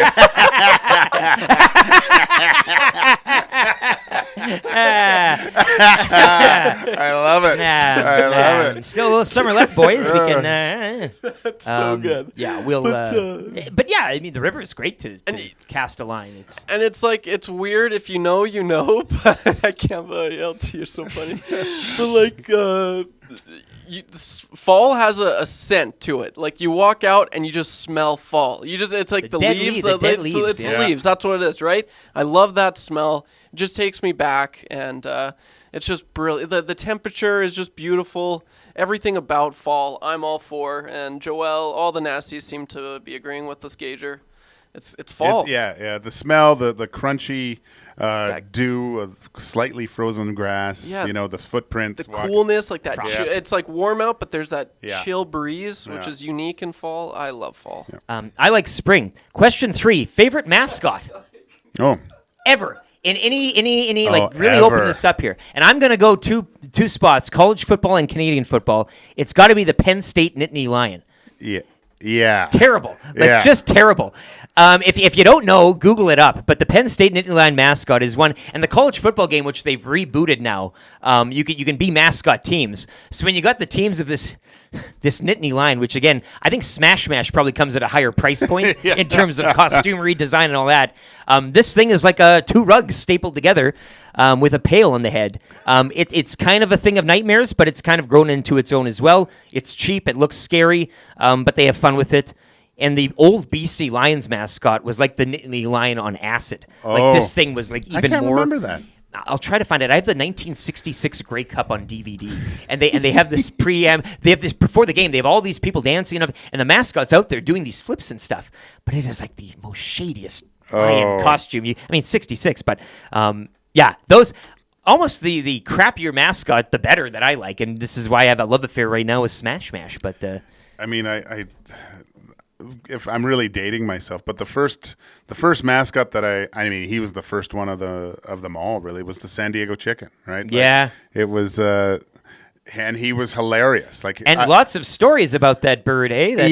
There's a whole documentary you could probably do on that guy, but I loved when it was Tommy Lasorda? Like he would go and punch him or something, and knock him out. Yeah. Like it was almost like WWF with mascots. There was more interaction. Well, and UP got slapped a bit too by I think was sort of bad. He didn't like a mascot. No. He wouldn't like this question. There's infamous scenes like Harvey the Hound with Mac T ripping the tongue out. That was a good one. That's fantastic. He should have marketed that too. Mac T ties, and they should have just been Harvey the Hound tongues. Moneymaker. Come on. Hey. Trev, anything for you? Anything back home, like a local? Yeah, no, nothing crazy back home. I was gonna go UP, but and then obviously there's Gritty, who's become a fan favorite. Gritty's been quite popular. Yeah, he has, and apparently I remember there was some what was it? There was a charge pressed against him because apparently he punched a kid. He's just a savage. Yeah. Like he's like so. That's kind of funny, but like I feel like that's an obvious answer. I'm gonna go with a new mascot. I've only known this mascot for maybe not even a month, maybe just over a month, and his name is Smash Mash. I'm going with Smash Mash. You know, I got a Hunter the Lynx kind of, again, up in Slave Lake. He went up there. I've never seen this guy. I don't know who's in the in there, but he never speaks, right? You never hear. And so he was coming down on a breakaway and to let him score, whatever. But he tripped, fell into me, and the puck went in. And I'm sitting there going, "Oh, what happened to me? I got this Lynx on top of me, and he just said, thanks for letting me score." A deep bellowy. Yeah. I was like, whoa, no problem, buddy. Now get off of me. Yes, sir. You know, that type of thing.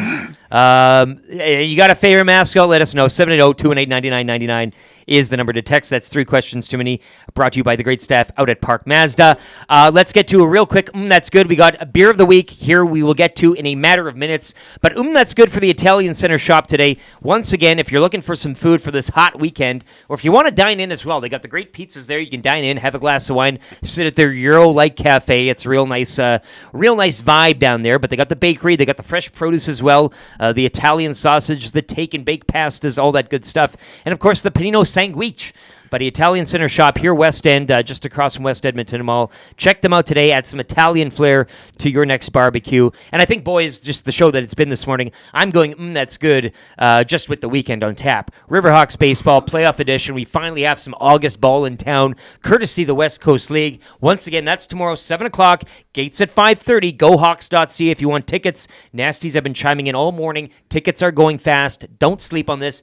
Be a part of some history here, and it'll be a fun night. Great weather as well. That's tomorrow night. And then 5 o'clock on Sunday, even kicking off earlier in the afternoon at the tailgate, Elks and Lions. And again, for the Elks, Trey Ford, as Trev mentioned, you asked, they delivered. And they also went out and got a win last week. So they balled out for you, ball out for them this weekend as well. Once again, great temperatures, 2 good teams in great positions right now. The Elks, you pull off a win now against a Jake Dolagala-led Lions, you're back in the mix, baby. Yeah. And with the hype now train with Trey Ford coming in, kind of like U.S. politics. I'm not going to get into those muddy waters, but you make a change, and all of a sudden your momentum and everything is kind of clicking. So it's good vibes, and hopefully that continues down at the tailgate and the game on Sunday. So that's good for the local sports scene outside of the Oilers right now. And, of course, we were talking about that Game 7 video. But Elks and Riverhawks, get out there, let the juices flow down your face and your neck, and just enjoy yourself. It's going to be hot. Hawks postseason. Elks looking for their 2nd straight win. That's good. I don't know if you want to add any of that, boys. No, I've just been hitting the Italian Center every day, and I got the... That's the thing about you coming in here is you have to pass it on the way home. I've got the hot sandwich every day, brought it home. I take half, and I put the other half in my son's lunch and yesterday, and... It's different. Like I have a 19-year-old son that's it's basically a man. It's a man living in my house. But I'm walking through and he kind of got in my way and didn't let me pass. And he gave me a big hug and he goes, "Dad, thanks. Those sandwiches have been great this week." So thank you, Italian Center, for providing me a moment with my son, feeding him. He's he actually said thank you. I'm crying here. Obviously, that's a good catch. Well, in a hug, you felt the strength of those sandwiches, right? Like you're going, somebody's been eating. I mean, I had to go hide in the corner and start crying, and it's like the mascot incident all over again. So I will see you later today after the show. With a sandwich in hand, I'm sure. Exactly. Daddy's bringing home the sandwich. Beer of the week coming up next. Sports update here for Sit and Sleep. This is the Nielson Show. Lieutenant Eric Joaquin Gage, YouTube Trev on EdmontonSportsTalk.com.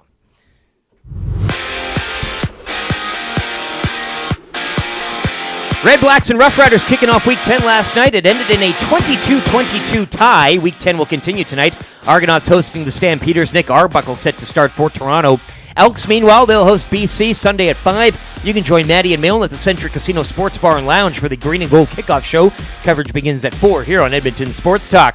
Riverhawks and Bellingham Bells tomorrow night. Game 1 of a best-of-3 opening round action of the West Coast League playoffs. First pitch 7 o'clock. Gates open at 5:30. Games 2 and 3, if necessary, will go back in Bellingham. Jays welcome in the Athletics tonight for a weekend set. First pitch 5:07. Toronto taking the rubber match with the Orioles yesterday 7-6. Canada will face USA tonight in semifinals action at the Hlinka Gretzky Cup. Puck drop 7:30 on TSN. Dustin Neelson has the call. Over to the Olympics, Canadian women's and men's 4x100-meter relay teams. They'll both compete for a podium spot later today. Canada's Katie Vincent and Sloane McKenzie claiming bronze earlier today in women's doubles 500-meter sprint canoe final. And also later this afternoon at 2:30, Brandy Wilkerson and Melissa Humana Paredes. They'll go for gold against Brazil in women's beach volleyball. The wait is over. Sit and Sleep is now open. Celebrate with 20,000 square feet of savings on the trendiest furniture, home decor, mattresses. Apply for your Sit and Sleep card today to make no payment for 18 months interest-free and be entered to win your purchase up to $5,000 on furniture and home decor. This weekend, you also get free local white glove service on your purchase with full setup and installation. You can find them next to Planet Fitness in South Edmonton Common.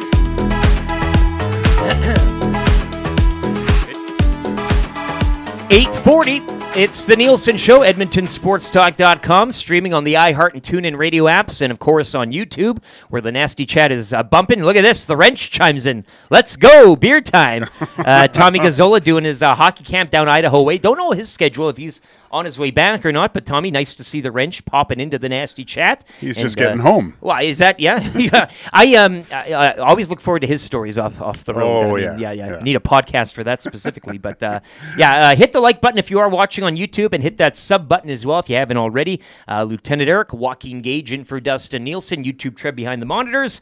And we are joined right now for Sobeys and Safeway Liquor Beer of the Week, Ben from Ben Stick Brewing. And I've ran into you sometimes on the street going to the beer shows, craft beer festivals and whatnot. I do believe I saw you out at our Birdie Booze launch as well. How you doing?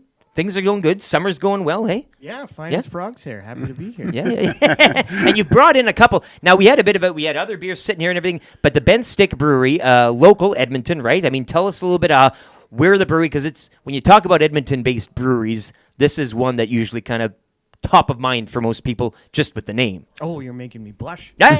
We've been around since 2015 is the first time we sold beer. And we used to be in a tiny little nano brewery up on Fort Road. And so I had more of a commute back then, and I was a big fan of the show. But now, luckily, I can walk to work. We're on 78th Ave and 99th Street. So a lot of people, we refer to that district as Happy Beer Street. You are on the Happy Beer Street. Yeah. Yeah, 10 breweries or so just in walking distance. You can make a good weekend out of it. It's a lot of fun. And so we've been at that new location for 2 years. The old spot, we wanted to make beer and not really run a bar. Yeah. We were all brewers who started it, but it turns out that's an important part of the business plan. So now that we're in a new spot, it's we got a place to hang out, drink pints, play shuffleboard. Yeah, it's a lot of And you fun. bring in other people to do the other jobs that you know what I mean? The book work and all that. I mean, you're just brewing the beer and away you making go. beer and drinking beer, and that's about it. I love it. You guys are very active on socials too. I mean, it's a fun brewery to follow on Instagram and whatever. But let's dive into the candy lineup here. What should we start with today? So this is the Sobeys Beer of the Week. So let's start with this one. It's called Juice Box Hero. It is a grape kolsch. And so this is, a lot of the beers are a beer name first, and then we kind of figure out a recipe after it. It's almost easier to make It's like making a song, right? Yeah. You get the riff and then go from there. So we thought, Juice Box Hero, what kind of beer would that be? So when you think of a juice box, we were thinking Concord grape. So the first few batches of this beer... Dusty's going to be he loves grape, anything, right? Like really? He's going to be so pissed that he's I not didn't here know for this that. one. Oh, yeah. Grape Crush, all that stuff. Oh. Yeah. Oh, this is nice, eh? Look at these pours, Gage, right? I know. These are generous stuff. I like. This is ridiculous. The first time we brewed it was almost a goof, and we dumped a bunch of Welch's grape juice in it, and it was just pretty. Oh yeah, it's a great beer. They stopped selling Welch's in Canada right when we started making this full time, and so now we put big buckets of grape puree in the beer, and this is our first full time fruit beer. Wow! So if you're around for the Welch time, like you really experienced something that you don't do anymore. Yeah. I tasted the OG, back in the day. Yeah, Trev's getting in the game here too. I love it. Ben, these pours, magnificent. Looks nice too. It's a different body, but I mean, it's once again, this is Juice Box Hero, grape flavor. Cheers. I don't think I've ever tried a grape flavored beer. I've never done it. And confession, I'm not a big grape flavor fan, but this isn't too heavy on the grape. You're getting the beer, and then it's just a bit of a sideshow of grape along the way, hey? Yeah, it's not like a cooler or something. It's not like sweet grape. It's just got a little bit of grapiness to it. It's nice on a hot summer day. Sometimes that sweetness does scare me away from a beer. Depending on how it's made and what it is, but this, I can live with the grape in this beer. I'm good with this. It's funny because that's what my palate was kind of expecting. That's perfect. Yeah, I like that. Very refreshing. What's the lawn mowing? Shall we say? Oh, that's definitely a lawnmower. Yeah. I'd put that good at old juice box after the lawn. That's an 8 for a lawnmower. Yeah, for sure. And what's next on the old docket here? Coming from the yellow can. Yeah, this is BS Wit. It's a Belgian style wheat beer. Ooh, I like these. And so these, as is tradition, have a bit of coriander, and we use bitter orange peel. Mm-hmm. There's also our top secret ingredient is a little bit of lime, gives it a bit of brightness. Don't tell anyone that though. And this was the first beer we ever sort of widely distributed. It's a favorite of our palate, Sobeys. Well, Van Owen chimes in on YouTube. The Ben Stick wheat beer is often found in my refrigerator, and that's where Van Owen can get it. But you mentioned this is kind of one of the hits then that you guys produce? Yeah, this is one of the 2 beers that we brew the most of for sure. Cheers, boys. Cheers to Oscar Clefbaum's retirement. Absolutely. Sail on.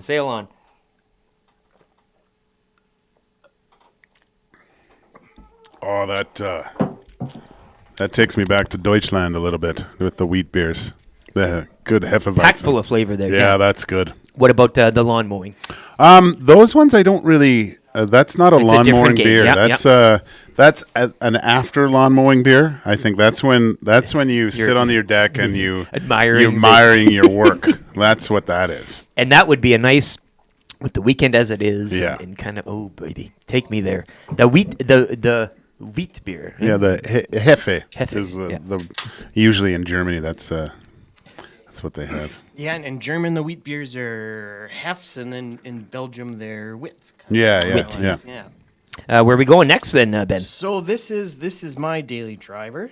I mean, I shouldn't talk about drinking and driving. No, we get what you mean. I think, you're forgiven there. But yes, drink responsibly, of course, as we say on this. But $50 as well to Sobeys and Safeway Liquor, as we like to do as well. That'll be coming up later in the segment. So get your fingers ready to text in 780-218-9999 for that. And sorry, where are we going? This is your Haymaker Wheated Pilsner. Ooh. So this is the one we tweaked to be the lager that we like to drink when we're done work.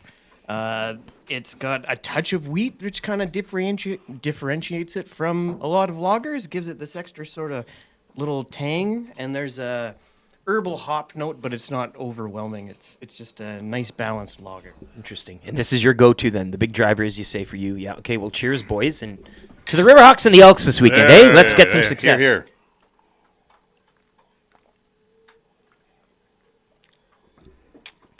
Oh.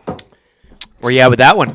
I mean, you kind of gave it away with the after work beer. That's what you drink after work. I like because it's simple, but there's flavor in there. It's not that's a really good beer for a Friday too, heading into a weekend. That's hit a little more, eh? I mean, they're all good, but that one's the top one for me right now. Yeah, that's my personal favorite. We're always making new stuff all the time, but that's really good. Jody, going back to the grape flavored Juice Box Hero, so wine flavored beer then. No. No. I can see where your mind goes there, but it's no wine at all, really. It's straight grape. Yeah. But not heavy on the sweet side, which is a nice touch. This is beer number 3 of the candy lineup. Yeah. Well, you have a lot set up here. Are we? I don't know. we got 12 minutes. Whatever. I can sleep here, right? Absolutely. Tons of space over here, couches and everything. Iwanix's office is always open. T. Kirk, Sobe Kirk says, Ben is a class act. And he goes on. Ben Stick is a wonderful brewery in town. Awesome seeing him on the show today. And again, you've been listening to the show. I mean, you're a friend of the show, I'll say. I mean, I've met you out in the wild a few times, and you never really remember those times sometimes, and they're that good. But, it's good to finally have you on set here and showing your crafts. Yeah, no, I'm a big fan. I love. I was just listening on the way over here, and the little flashback clips with Rick Pinter and stuff. I love it. And then so this beer now, where are we going here? This one's called Amber Waves. This is an amber ale, so this is sort of the darkest beer that we make all the time. So it's a little bit toasty, some caramel notes. Just going from all those lighter beers to this is one that's taken off for us lately. It seems to be a demographic. Doesn't seem like many people are brewing just a regular amber ale these days. I like a good ale. Yeah. I like a good amber. Yeah, a little bit not too heavy on the sweet and everything, but cheers. Breaks it up a bit. Cheers, boys, to the ales. Oh. Yeah, so we were earlier on the show. We were talking about our favorite season, and Trev and I were saying fall, leaves falling. This is a fall beer, like a little more robust, college a little game day. I want to be sipping on that all afternoon heavier, long. Yeah, keeping you warm, and when you get a little chill in the air, this is perfect. I love that one. Awesome. No. Thank you very much. We can continue going on if you like. I mean, hey, I don't say no now. Sure, you're here. You might as well. I was gonna bring in. We have an IPA called Electric Boogaloo. That's very popular. Turned us into a real business. It's our most popular Is beer it? probably right now. But I just. And I know Dusty isn't always crazy about the hoppy beers and stuff. And I just. This is one that we just came out with this week, and we chop up fresh oranges and limes, and it's got a touch of salt, so it's a little bit of a margarita vibe. Really? And what's the name? Salinity now. Yeah, Salinity now. You would have loved that one too at the Seinfeld play, but that's great. Salted citrus pale ale. Wow. Interesting. Yeah. I'm looking forward to this one. Once again, it's Ben from Bent Stick Brewing. You can find them on Happy Beer Street here. One of the more established, shall we say, breweries in town. Been at it for quite some time. A decade, I guess, coming up on probably a 10-year anniversary here soon. And once again, the beer of the week is the Juice Box Hero. You can get it at Sobeys. That's the deal. And we will be saying, I'll just say right now, text in Beer Me, 780-218-9999. We'll put you all into a draw, and $50 to Sobeys and Safeway Liquor will be on the line. So again, salinity now, insanity now. later. Right?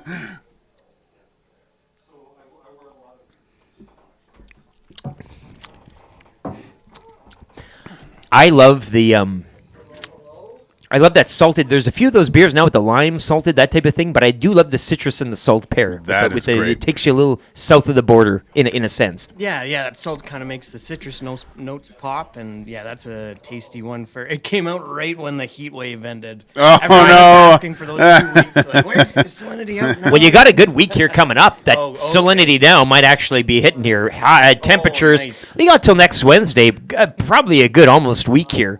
So salinity now, I think that type of salted citrus pale ale, that'll hit good in the heat. Hey? Perfect for lawn the heat. mowing. Yeah, I mean, where lawn you at mowing there? with that one. Absolutely. Yeah, that's. I mean, I think I had an 8 with the. This is close to 8.59 for on the ride-on mower. Love it. Are we done yet? Yeah, I can go out and grab more beer. If you want. Ben from Ben Stick Brewery. Great to have you in here, man. No, I love you. You're great. You're a true nasty in all shape of the form. If you see him out ever, I mean, you're always out craft beer festivals and all that, making the scene. Where can people follow you guys online as well? Instagram and that type of thing, socials. Yeah, Instagram at Benstick Beer.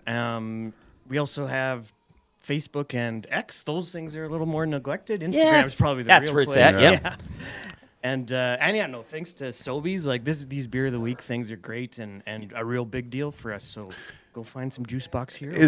What is the Electric Boogaloo? Is that your top seller? Would you say, or is it? Yeah, I would say so. We do sell a lot of cans of the wit beer. Okay. Those are the first 2 that we had in cans. Yeah. And so we were lucky to get some shelf space early before a lot of the other breweries opened up, but yeah, I would say Electric Boogaloo and the BS Wit. Yeah, I was upset because there's not too many single IPAs I can get by my corner liquor store. I have to go to the Sobeys one when I'm walking the dog. Buying a single. It's nice to have a single. Nice Yeah. I like the a Lucy. I like to Napster beer. Like just to, and build my own. But they did have the Electric Boogaloo, and they don't have it anymore, which is upsetting. Jasmine inquires, does Ben Stick offer food as well? You said you guys have been growing from just your bathtub type of brewery to now a business and everything. So is there a little more info on that or merch or anything else? That's a great question. So when we were building that place out, we ran out of money before building a kitchen, and it's turned out to it seems like it's been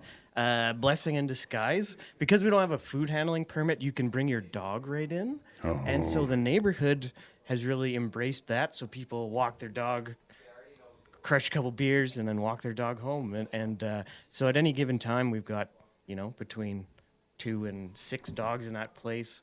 Love it. You're listening. Hey, you like that one. Yeah. A good walking of the dog. And again, a blessing in disguise. If you don't do the food, you can now bring in your pups. And we do have snacks, I guess. Yeah, we do. We can sell sealed bags, sealed snacks. So we do have Hawkins cheesies and Zwick's pretzels. And good enough with beers. We've got the biggest cheesy anyone's found on display. And if you pull a bigger cheesy, that one gets dethroned. And that's kind of like a fun thing that our regulars look forward to. Perfect. And you're welcome to bring in food and order food and that sort of thing.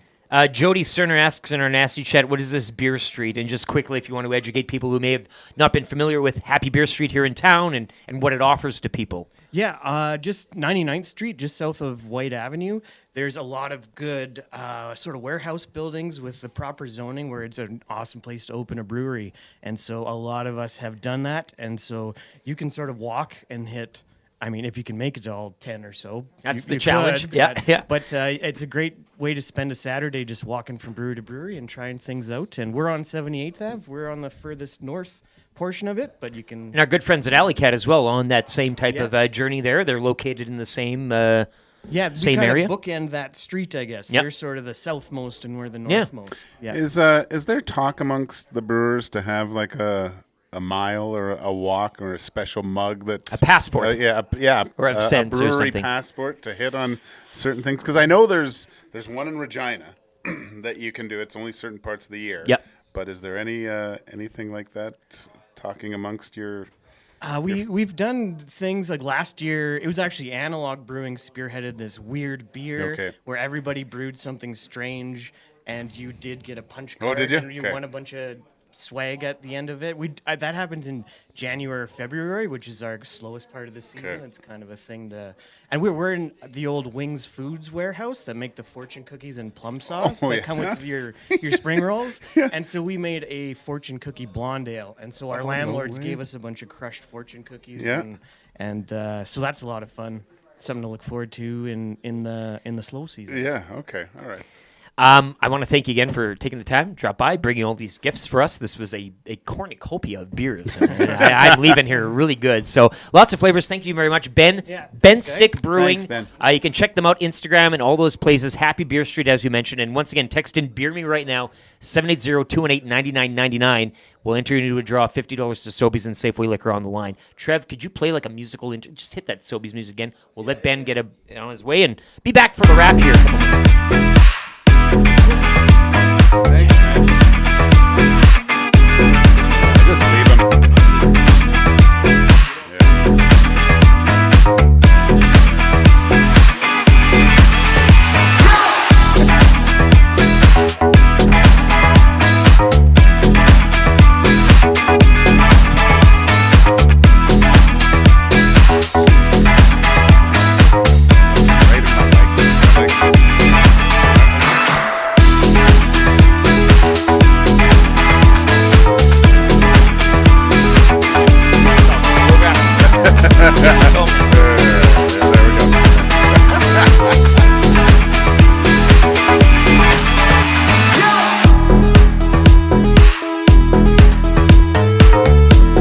All right, 8:58. It is the Nielson Show once again. We're wrapping things up on a Friday, having a great time. Hopefully you are as well. Kicking off a good Friday and into a good weekend as well. Of course, Riverhawks playoff baseball tomorrow. Elks on Sunday. You got your Trey Ford looking for 2 wins in a row here. So the vibes are high, and we thank Ben from Ben Stick as well for, just an all-time beer of the week here. Yeah, that was, and I think actually after further consideration, I think this the BS Wit, the Belgian style wheat ale. Me to the Belgian style wheat ale. Did I press? You're gonna live with me now. Yeah, I'm gonna take care of you. Because I love you. Oh, I love you, John. Oh, I love you, John. That's what you learned today, I Yeah, guess, that's on what the I wrap learned. for William Huff. That was good. If you want your place to look as good as ours, WilliamHuff.com, in business since 52. They wrapped the City Oilers playoffs. Of course, Elks games as well. You can go find the in Commonwealth. In and around, I do believe, the Jackie Parker Lounge. We have the big mural on the wall, courtesy William Huff. Is that where that is? Dustin and myself and Yeah. a bit of the red carpet there. I walked in front of it last week. I got a lady. She was working the kiosk or whatever. I said, "Can you take my picture?" And she takes it. She goes, "Oh, you look like the." It's because I am. And then I ran away and it just blew her mind. Yeah. So find them. We thank the fine folks at William Huff for rapping and everything they do around the city. But you learned, I guess, the wit beer is one that's going to be living with you now, and that's a good thing. That's a real good thing. Text of the day today. It's either between Lacombe Drew or Atif, and I'm going to have to circle back for those. Atif mentioned that the miracle was, and I'm paraphrasing here, that Trev got the mic working. Of course, I had a few mic issues this morning. Some people thought it was CFL Command, again, screwing with things. I will protest that, but Trev got it going. And Atif said it's a miracle, and now he can stand out of his chair, which was funny. And I think Lacombe Drew had the command center text. So I'll put those two in a hat, and we'll see who wins text of the day for A&W, $20 there. Boys, Trev, he's hitting the road. Later on, of course, you're going to go and have a little nap, but you're going home this weekend. Safe journeys, safe travels. Once again, YouTube_Trev on Twitter. Give him a follow. He'll be documenting his full weekend back home and the quest to catch glue guy Jay Milne. He's 100 followers away right now, so give YouTube_Trev on Twitter a follow. and help him in his quest to catch the glue guy in terms of followers on Twitter. What are you watching tonight? Olympics, of course. That type of thing going? Well, I've got some meetings scheduled, but I think I'll try. Maybe I'll catch the latter end of the beach volleyball, and then of course USA Canada under 17s. Here we go. Dustin Neelson on the call. Listen to old Dusty on the call. That's always great. Can't wait next week because I think for Deadpool Wolverine, I was a lover. Trev was a hater. Dustin Neelson comes in as the tiebreaker. Yep, and he had his big film day yesterday. Yeah, I want to hear about those Twisters as well. Twisters making a lot more money than I would have thought. And it's funny because that movie came out and that Helen Hunt jeans, white shirt. Ugh. I have the DVD.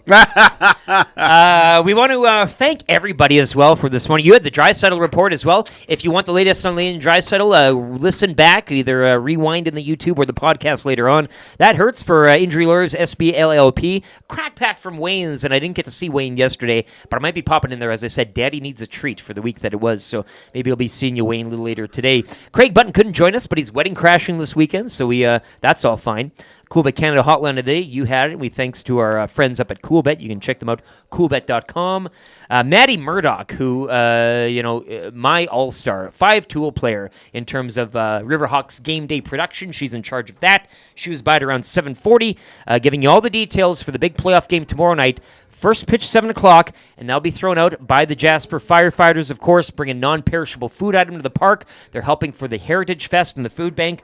But gates open 5:30, so get down there, plan it out good, and enjoy yourself. That's the key. You better get down there because like Maddie Murdoch's like the Billy Bean of promotional things. Like the Red Sox are calling. She's probably got a meeting soon. Yeah, these are people that you do so good that you're like, now they're going to take that. They're going to take that bump in that promotion. So. Get it in while it's good. And the Riverhawks, again, playoff baseball in August. You got to love it here in town. That's good for the Italian Center shop. And we, once again, thank Ben from Ben Stick for Sobeys and Safeway Liquor Beer of the Week. Also, and Southport Chevrolet, and a great thing they're doing here as well, presenting of the Nielson Show. You can save up to $12,000 now on a new Tahoe or Suburban, $14,000 on Silverado 1500s, and their back-to-school drive is on now. They're looking to fill a truck, so if you want to bring some school supplies for local donation, you can head out to South Fort Chev out in Fort Saskatchewan. Drop off a donation during regular business hours. It comes with a chance to win a detail package and or a $150 gift card to Source for Sports. So get out there. Visit South Fort Chev, tell them the boys at EST sent you, ask for Claire or Daniel, and they'll hook you up and give a little donation. Giving, and you might be getting a lot, too, from South Fort Chev. Hangouts coming up next. I do believe that's Scout from the Elks herd, Dean Belanger as well in the house, Matthew Iwanek steering the ship, so it'll be a good hangout today. If you're on YouTube, keep it on the auto-tune, auto-play, and you'll carry you right over. For YouTube, Trev, we'll be hitting the road, going back home. Can't wait till Monday to hear all about those escapades. Give him a follow on Twitter. Joaquin. Thanks, guys. I love you. Thanks, guys. That was a great week. Here. Lieutenant Eric, and have a good weekend. Enjoy the games. Enjoy the weather. We'll talk to you back Monday. Boys, we love you, right? We all love you. I love you, too.